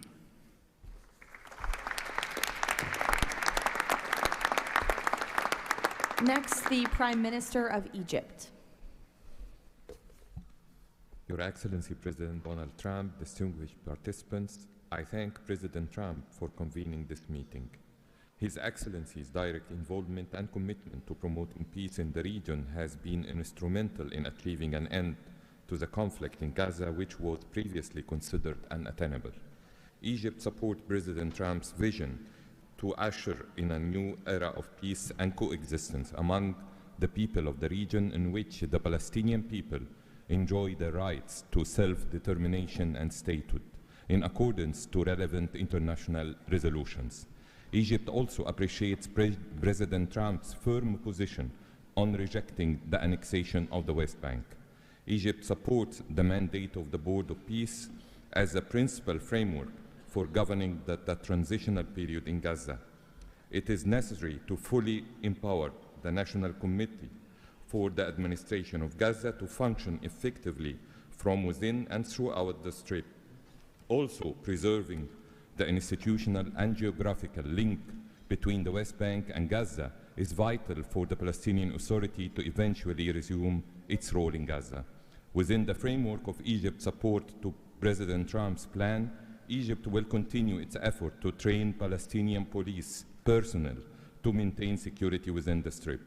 Egypt values President Trump's position rejecting the deportation of the Palestinian people from Gaza as reflected in the 20 points plan, and stresses the importance of initiating early recovery projects in the whole of the Strip in a manner that preserves its geographic unity. Let us consider today's meeting as an initial step in advancing these objectives. Again, thank you, Your Excellency President Trump. Thank you. The Prime Minister of the State of Qatar. Thank you. Mr. President, distinguished members of the Board of Peace, thank you for convening this meeting under the banner of peace. Qatar reaffirms its commitment to the Board of Peace as it was committed to the very first day of the mediation efforts. From that day until the end, when we have witnessed in that historical moment in Sharm el-Sheikh the signing of this agreement together with our partners. For decades, this conflict has burdened our region and the world, and our responsibility remains to achieve a just and lasting resolution. The board, under the President Trump leadership, will advance the full implementation of the 20 points plan without delay, ensuring fairness and justice for both Palestinians and Israelis. In this spirit, Qatar pledges $1 billion in support to the board mission aimed at reaching a final resolution that fulfills Palestinian aspiration for the statehood and recognition, and the Israeli aspiration for security and integration. We will also continue our humanitarian coordination together with our UN partners and the Board of Peace. Thank you very much. Thank you. The Deputy Prime Minister and Foreign Minister of the UAE. Mr. President, thank you for gathering us today. I really hope that the beginning of Ramadan will give us all guidance towards peace, coexistence, and living in prosperity with each other. Mr. President, just over 5 years ago, you with your friend, my president, Sheikh Mohammed, and the Prime Minister of Israel launched the Abrahamic Accords. And since then, we've managed not only to work with you, with Israel, towards a better future for the region, but even when October 7th took place, the UAE managed to work with Israel in providing, since the war started, almost $3 billion of assistance to the Palestinian people in Gaza. Today, Mr. President, the UAE announces a further $1.2 billion for supporting Gaza through the Board of Peace, which I'm delighted that I've been working with so many friends like Steve and Jared, Secretary Rubio, who's been so inspiring in so many other ways, on so many other fronts, and looking forward to working with him for in the future. And Mr. President, if it wasn't for your support, I think this board would not have been gathered. We would not have had the meeting in New York to end this war, when you gathered 8 leaders of the region to end this war. So, Mr. President, during Ramadan, we pray for your success. Thank you. Thank you. The Minister of Foreign Affairs of the Kingdom of Morocco. Thank you. Mr. President, His Majesty King Mohammed VI welcomes and supports your vision and leadership to foster peace and prosperity around the world, and in particular in the Middle East. Thanks to your peace plan for Gaza, a ceasefire was achieved, a tragic war was ended, lives were saved, and a pragmatic and forward-looking approach to rebuild Gaza was crafted. Today, as a committed founding member of the Board of Peace and upon instructions of His Majesty King Mohammed VI, Morocco is pledging the following in honor of the President Trump's visionary peacemaking. 1, Morocco has already made the first ever financial contribution to the Board of Peace. 2, Morocco is ready to deploy police officers and train policemen from Gaza. 3, Morocco will deploy a high-ranking military officers to ISF Joint Military Command. 4, Morocco will deploy a military field hospital. 5, Morocco is ready to lead a de-radicalization program to fight hate speech and promote tolerance and coexistence. To conclude, allow me, Mr. President, to briefly highlight 4 elements. The conditions set in phase 2 of the your 20-point plan should be met for the success of our action. Preserving stability in the West Bank is crucial. The Palestinian ownership is important through legitimate institutions. Lastly, you are, Mr. President, the only leader able to bring peace to the Middle East. We hope that the stabilization of Gaza will help launching a global and genuine peace process based on the two-state solution. Thank you. Thank you. The Minister of Foreign Affairs of the Republic of Turkey.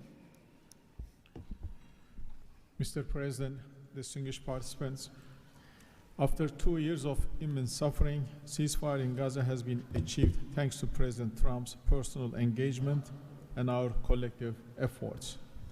Yet the humanitarian situation remains fragile, and ceasefire violations continue to occur.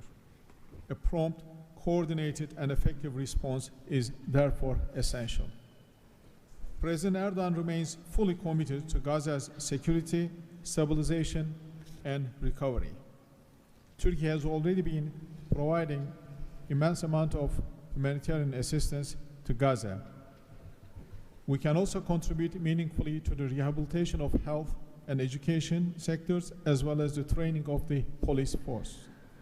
In addition, we are prepared to provide troops to the International Stabilization Force. Mr. President, Turkey will continue to support your efforts towards a just and lasting peace. We remain convinced that the foundation of such peace is the two-state solution. Let us work towards that objective for the benefit of all peoples of the region. Thank you.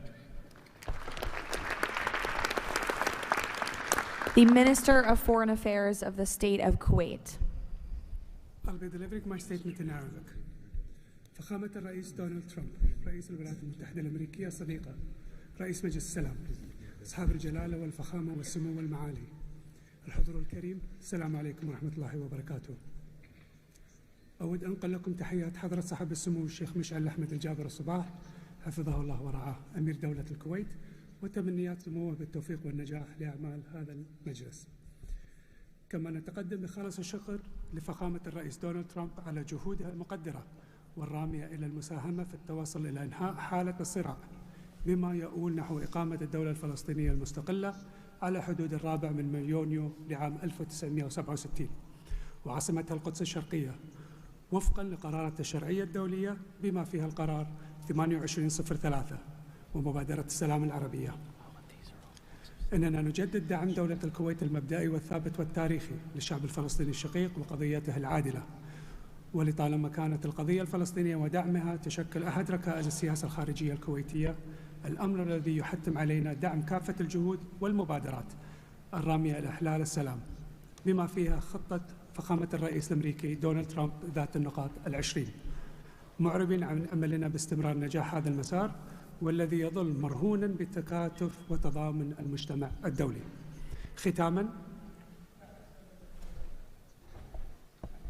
مالية بقيمة $1 مليار أمريكي على مدى السنوات القادمة دعما لجهود مجلس السلام وتأكيدا على التزام دولة الكويت الثابت بدعم كل مسعى يهدف إلى رفع المعاناة عن الشعب الفلسطيني الشقيق وتحقيق الأمن والاستقرار في غزة. والسلام عليكم ورحمة الله وبركاته.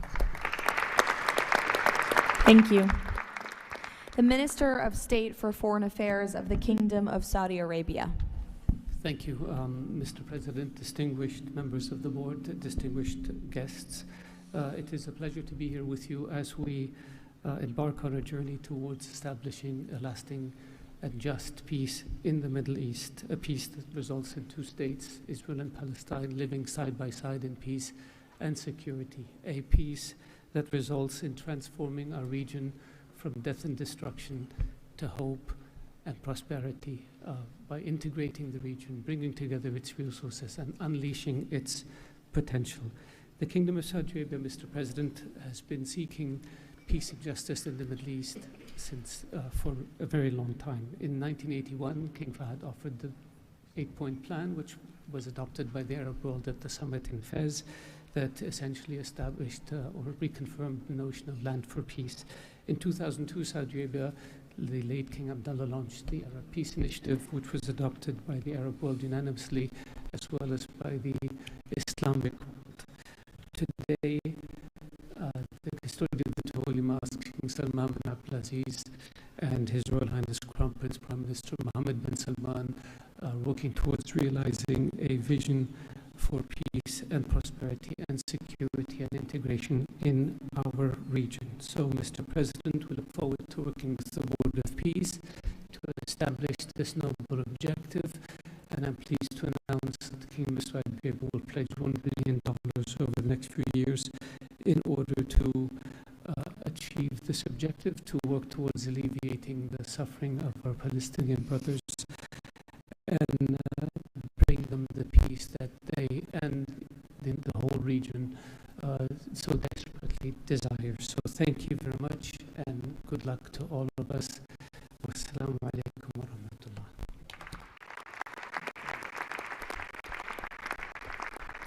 I know there were a few more leaders who wanted to quickly share a few words, so we will go to the President of the Argentine Republic, Milei.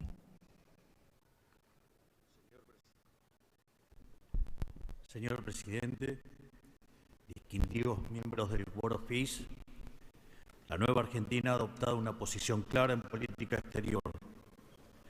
Defendemos de forma inclaudicable el derecho a la vida, la libertad y la propiedad y sus instituciones derivadas, la igualdad ante la ley, la libertad de expresión y el libre comercio.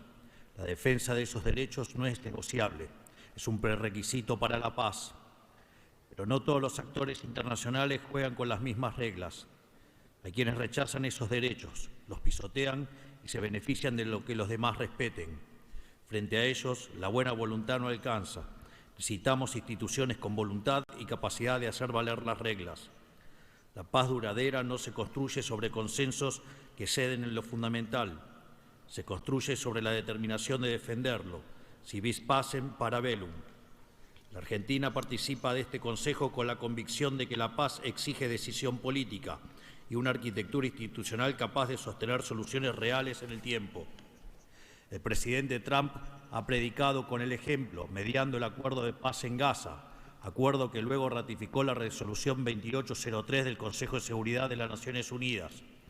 El Consejo de la Paz nace como expresión de ese liderazgo, con el mandato de ejecutar un plan de pacificación y reconstrucción y los mecanismos para hacerlo, entre ellos una fuerza internacional de estabilización. En esta etapa inicial, Argentina está lista para contribuir. Ponemos a disposición la colaboración de nuestros cascos blancos. Nuestra trayectoria en operaciones de paz es un capital probado que ponemos al servicio de la fuerza de estabilización. Creemos en una diplomacia que asume riesgos para alcanzar la paz. Creemos en el liderazgo que enfrenta desafíos complejos con determinación, como el del presidente Trump. Y creemos que la única paz que vale la pena construir es la que descansa sobre los derechos innegociables del hombre. El Consejo de la Paz ofrece un marco para avanzar en esa dirección. La Argentina lo respalda. Muchas gracias. Thank you.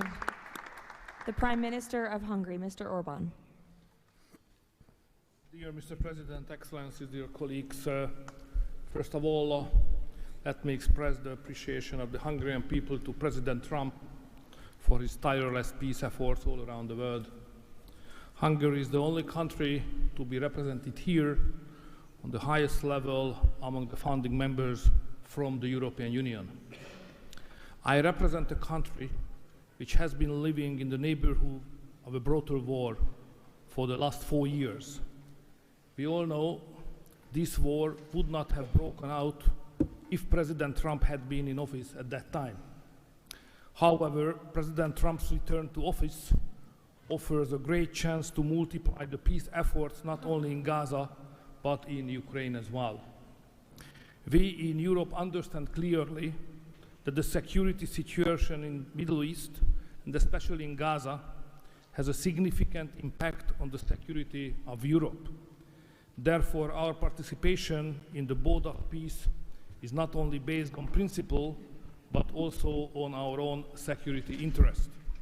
Let me also share with you that there is serious talks going on in Europe about the Board of Peace and its future role. We understand that during the recent decades, international organizations have failed to fulfill their role to preserve peace and stability worldwide. Therefore, new initiatives are needed to bring forward the issue of peace globally. We are sure that President Trump's initiative to establish the Board of Peace is such a step to the right direction. President, we are proud to be among the founding members, and we are happy to be in such a great company. Thank you very much. Thank you. President Peña of Paraguay, who tapped my shoulder, wants to say a few words. Yes, thank you, Caroline. Thank you, President Trump.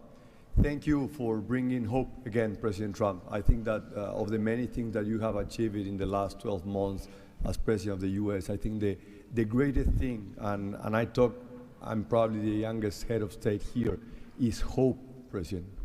We have lost hope about solving problems for many, many decades. A system that was broken, a system that was not able to bring solutions. Now we're seeing that thanks from your leadership, we are solving the issues. I come from a country that 160 years ago face extinction. We went to a war against our neighbor and we lost 60% of our territory and 90% of the male population.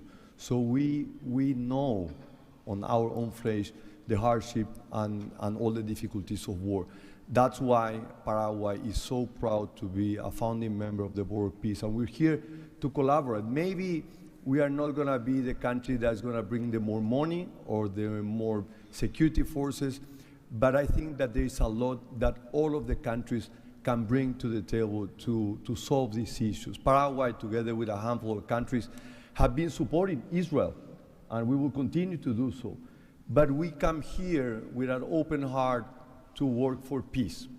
And today is Gaza, tomorrow will be another conflict area in the world, but we need to solve each of all these conflicts, and I really appreciate the leadership that you have taken, President. Paraguay stands ready to collaborate next to you. We're going to continue to support the U.S. initiative. Probably the only day that we're not going to be able to support the USA is going to be on June 12th, because Paraguay is going to be facing the U.S. in the World Cup. Thank you very much. Thank you. The Minister of Foreign Affairs of the State of Israel, please. Thank you. President Trump, this is an important day. Your historic actions have proven time and again. You are a leader who takes initiative, forges new paths, and works toward a better future for the entire world. Your visionary leadership, alongside with Prime Minister Netanyahu's resolve, brought all our hostages home from Gaza. Thank you for that. I'm proud to represent here the State of Israel that stood through such a difficult war for 2 years on 7 different fronts, demonstrating resilience and strength. As I stand here, I recall the 925 brave soldiers that gave their lives in a war against pure evil, Hamas, Islamic Jihad, and Hezbollah. These are the best people. To them, we owe our existence and all our achievements. They will not be forgotten. I think of them and their families who paid the heaviest price. Since Hamas violently took over Gaza in 2007, it built the largest terror state in the world with huge terror infrastructure above and below ground. October 7 was the peak of Hamas' ongoing terror campaign through decades. Hamas raped and murdered women, killed children in front of their parents and parents in front of their children, burned whole families alive. That terrible day will not be forgotten, and we must act to ensure it never repeats itself. Distinguished leaders, all previous plans for Gaza failed because they never addressed the core issues: terror, hate, incitement, and indoctrination. At the heart of President Trump's comprehensive plan are the disarmament of Hamas and Islamic Jihad, demilitarization of Gaza Strip, and de-radicalization of Palestinian society there. It's the first plan to address the root of the problem. We support it and are working and will work toward its success. As Mr. Mladenov emphasized, Hamas must be disarmed. That includes all its weapons, its terror infrastructure, underground tunnel network, and weapons production facilities must all be dismantled. As the plan emphasized, there must be a fundamental de-radicalization process. The infrastructure that indoctrinates Palestinian children to hate and kill Jews in educational and religious institutes should no longer exist. All those are important not only for the Israelis. Gazans have lived under a terror regime for decades. The people of Gaza must be liberated from these terrorists. I want to make this opportunity to wish Muslims around the world Ramadan Kareem. Distinguished leaders, President Trump's visionary leadership creates for the first time, an opportunity for a better future. On behalf of Israel, I say thank you, Mr. Trump. Thank you for your leadership. Thank you. Lastly, the Prime Minister of Pakistan.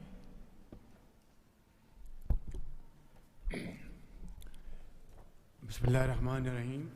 Your Excellency, President Donald J. Trump, members of the Board of Peace, distinguished guests, ladies and gentlemen, Assalamu alaikum and a very good morning. It's a great honor, Mr. President, to attend this inaugural Board of Peace meeting in this holy month of Ramadan, and may God reward you and make you successful in your efforts to bring lasting peace in Gaza. Mr. President, we deeply appreciate your unique initiative and your dynamic leadership in advancing peaceful solutions to conflicts across the globe. Your bold diplomacy has surely brought calm to many international serious hotspots. Your timely and very effective intervention to achieve ceasefire between India and Pakistan potentially averted loss of tens of millions of people. You have truly proved to be a man of peace. And let me say, Mr. President, you are truly savior of South Asia. The people of Palestine have long endured illegal occupation and immense suffering. And to achieve long-lasting peace, it is very important that ceasefire violation must end to preserve lives and advance reconstruction efforts. The people of Palestine must exercise full control of their land and their future in line with UN Security Council resolutions. Mr. President, we must work together towards a credible pathway to Palestinian self-determination through the establishment of an independent, sovereign, and contiguous state of Palestine in line with the relevant resolutions. Mr. President, we hope that under your visionary and dynamic leadership, we will ensure a just and lasting resolution to the issue of Palestine. And today is a day which will mark a place in the annals of history that through your efforts, through your untiring support and great efforts, long-lasting peace in Gaza will be achieved, will be your legacy for all time to come. Thank you.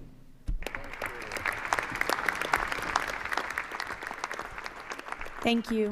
We will now hear from the president of FIFA, Giovanni, to share more about FIFA's new partnership with the Board of Peace. Thank you, Caroline.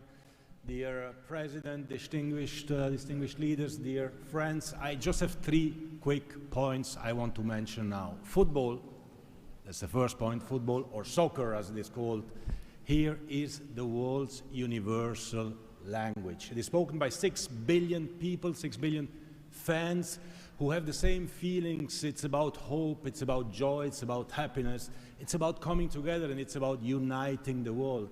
Mr. President, we will unite the world here this summer during the World Cup, but if we truly want to unite the world, we need peace, of course.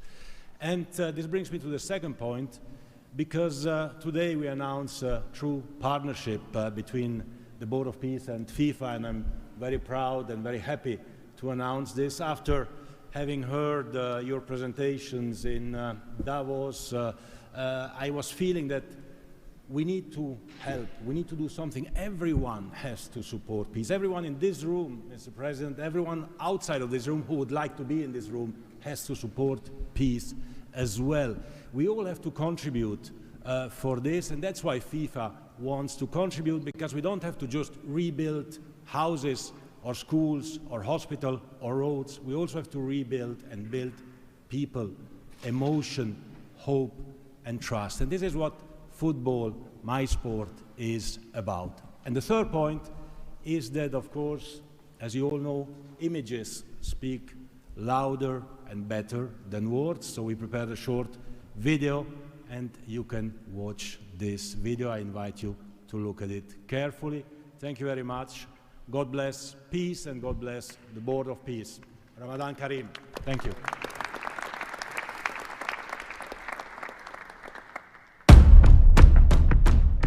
In a world where conflict has silenced playgrounds and broken routines, there is one language that still unites hearts: football.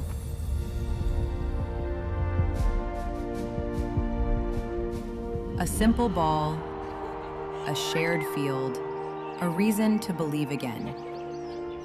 Today, FIFA and the Board of Peace come together to turn football into a bridge toward peace, dignity, and hope. Through this partnership, a complete football ecosystem will be created. FIFA and the Board of Peace will build football pitches, FIFA arenas, academies, and stadiums. This initiative will support the creation of leagues at youth, amateur, and regional level, strengthening community engagement both on and off the pitch. It will also generate diverse professional opportunities, supporting the development of local talent not only on the field, but across all areas that bring football to life. Football does more than create players and coaches. It rebuilds confidence, restores routine, reopens doors to education, teamwork, and belonging. Local communities take the lead. Parents, teachers, volunteers, youth leaders, all becoming part of a shared mission to heal, to rebuild, to move forward together. Around every pitch, new emotions and long-lasting memories emerge. Community matches, fan gatherings, youth education, and sport programs. New job opportunities appear to become coaches, players, sport doctors, administrators, events organizers. We will create football ecosystem with thousands of people to be involved and engaged constantly. Together, FIFA and the Board of Peace will build, in Gaza, 50 FIFA arena mini pitches, with a cost of around $50,000 per unit. This represents a $2.5 million investment. 5 full-size pitches in 5 different districts at around $1 million per pitch. A FIFA academy with an estimated investment of $15 million. And a national stadium for 20,000 to 25,000 spectators, valued at around $50 million. These investments will create a complete football ecosystem designed to support communities and future generations. FIFA and the Board of Peace, united for football, committed to peace.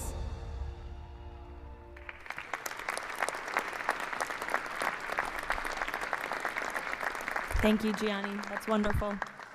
In advance of today's meeting, members of the Board of Peace were asked to vote on a resolution establishing the principles of financial integrity and transparency that will guide the board's work, and that resolution has passed unanimously. So now President Trump, as chairman of the board, will sign the resolution in the presence of a quorum of the board.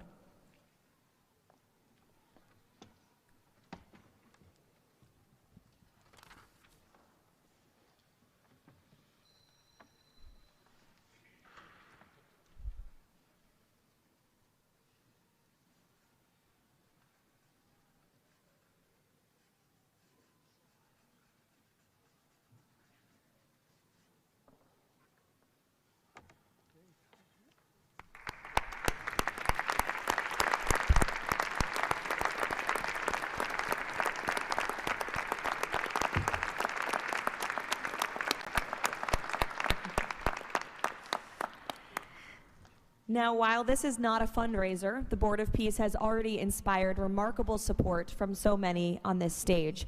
As President Trump announced earlier, total pledges exceed $6.5 billion in relief and rebuilding in Gaza. and thousands of personnel have been committed to help preserve the ceasefire and secure enduring peace. I would like to ask the heads of the following delegations to join President Trump on stage as he signs the fundraising pledges: Albania, Azerbaijan, Bahrain, Egypt, Indonesia, Jordan, Kazakhstan, Kosovo, Kuwait, Morocco, Qatar, Saudi Arabia, the UAE, and Uzbekistan. Please join the President as he signs the fundraising pledges.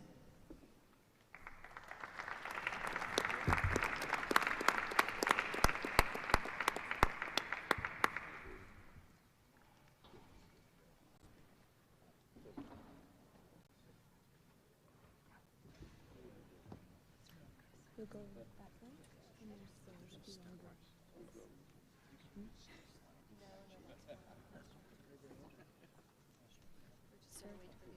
You'll go this way.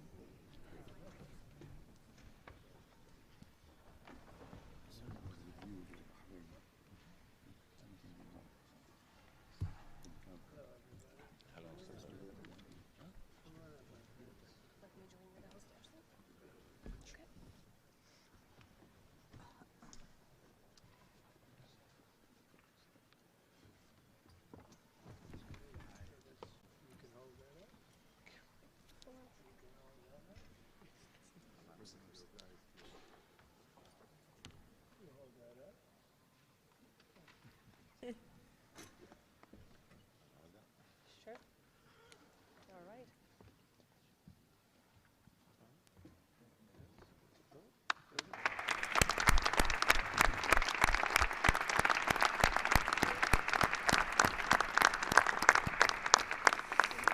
Congratulations. Now, President Trump, if you would like to say a few words to conclude, and then you have the honor of gaveling out the first ever Board of Peace meeting. Well, thank you very much, Caroline. And I will say that this has been, I think, will maybe be one of, if not the most important day of our careers. And we've had some pretty good careers up here, but this is something very special. And we're going to straighten out Gaza. We're going to make Gaza very successful and safe. And we're also going to maybe take it a step further where we see hot spots around the world. We can probably do that very easily. This is a tremendous group of powerful people and brilliant people. And I think that we can do things that a lot of other people would not be able to even conceive of or think of. We will help Gaza. We will straighten it out. We will make it successful. We will make it peaceful. And we will do things like that in other spots. Spots will come up. Things will happen that nobody's even thinking about now and not even conceivable. But we will take care of a lot of things, and we'll work again with the United Nations and bring it back to health. It needs help. It's got tremendous potential, but it needs a lot of help. And I think we can start with doing that pretty soon, Michael. I think we're going to work on that very strongly. We can fix up even the building physically. I love to see beautiful buildings. I like to see buildings fixed up physically, not look like they are in disrepair. We don't like that. So we're going to do a job with the United Nations. We're going to have some very good people, and you have some very good people there right now, but we're going to put some extra people in, and we're going to have it help us. But most importantly for today, the Board of Peace is going to lead the way in Gaza. We're going to make Gaza an example of success and safety and unity, and it's an honor that you're here, and I want to thank the media for being so respectful. You're really amazing. It's given the Board of Peace the respect it deserves. These are the most powerful people in the world, the richest people in the world through their countries, and they have made a tremendous commitment, and the United States likewise has made a tremendous commitment. Thank you to everybody for your involvement, and we look forward to working with you over the years for many, many reasons, many very, very good humanitarian reasons. Thank you all. Thank you very much. Thank you. Thank you, Mr. President. Thank you. Thank you, everybody. Ready? Thank you. We'll take it with us. Thank you, everybody.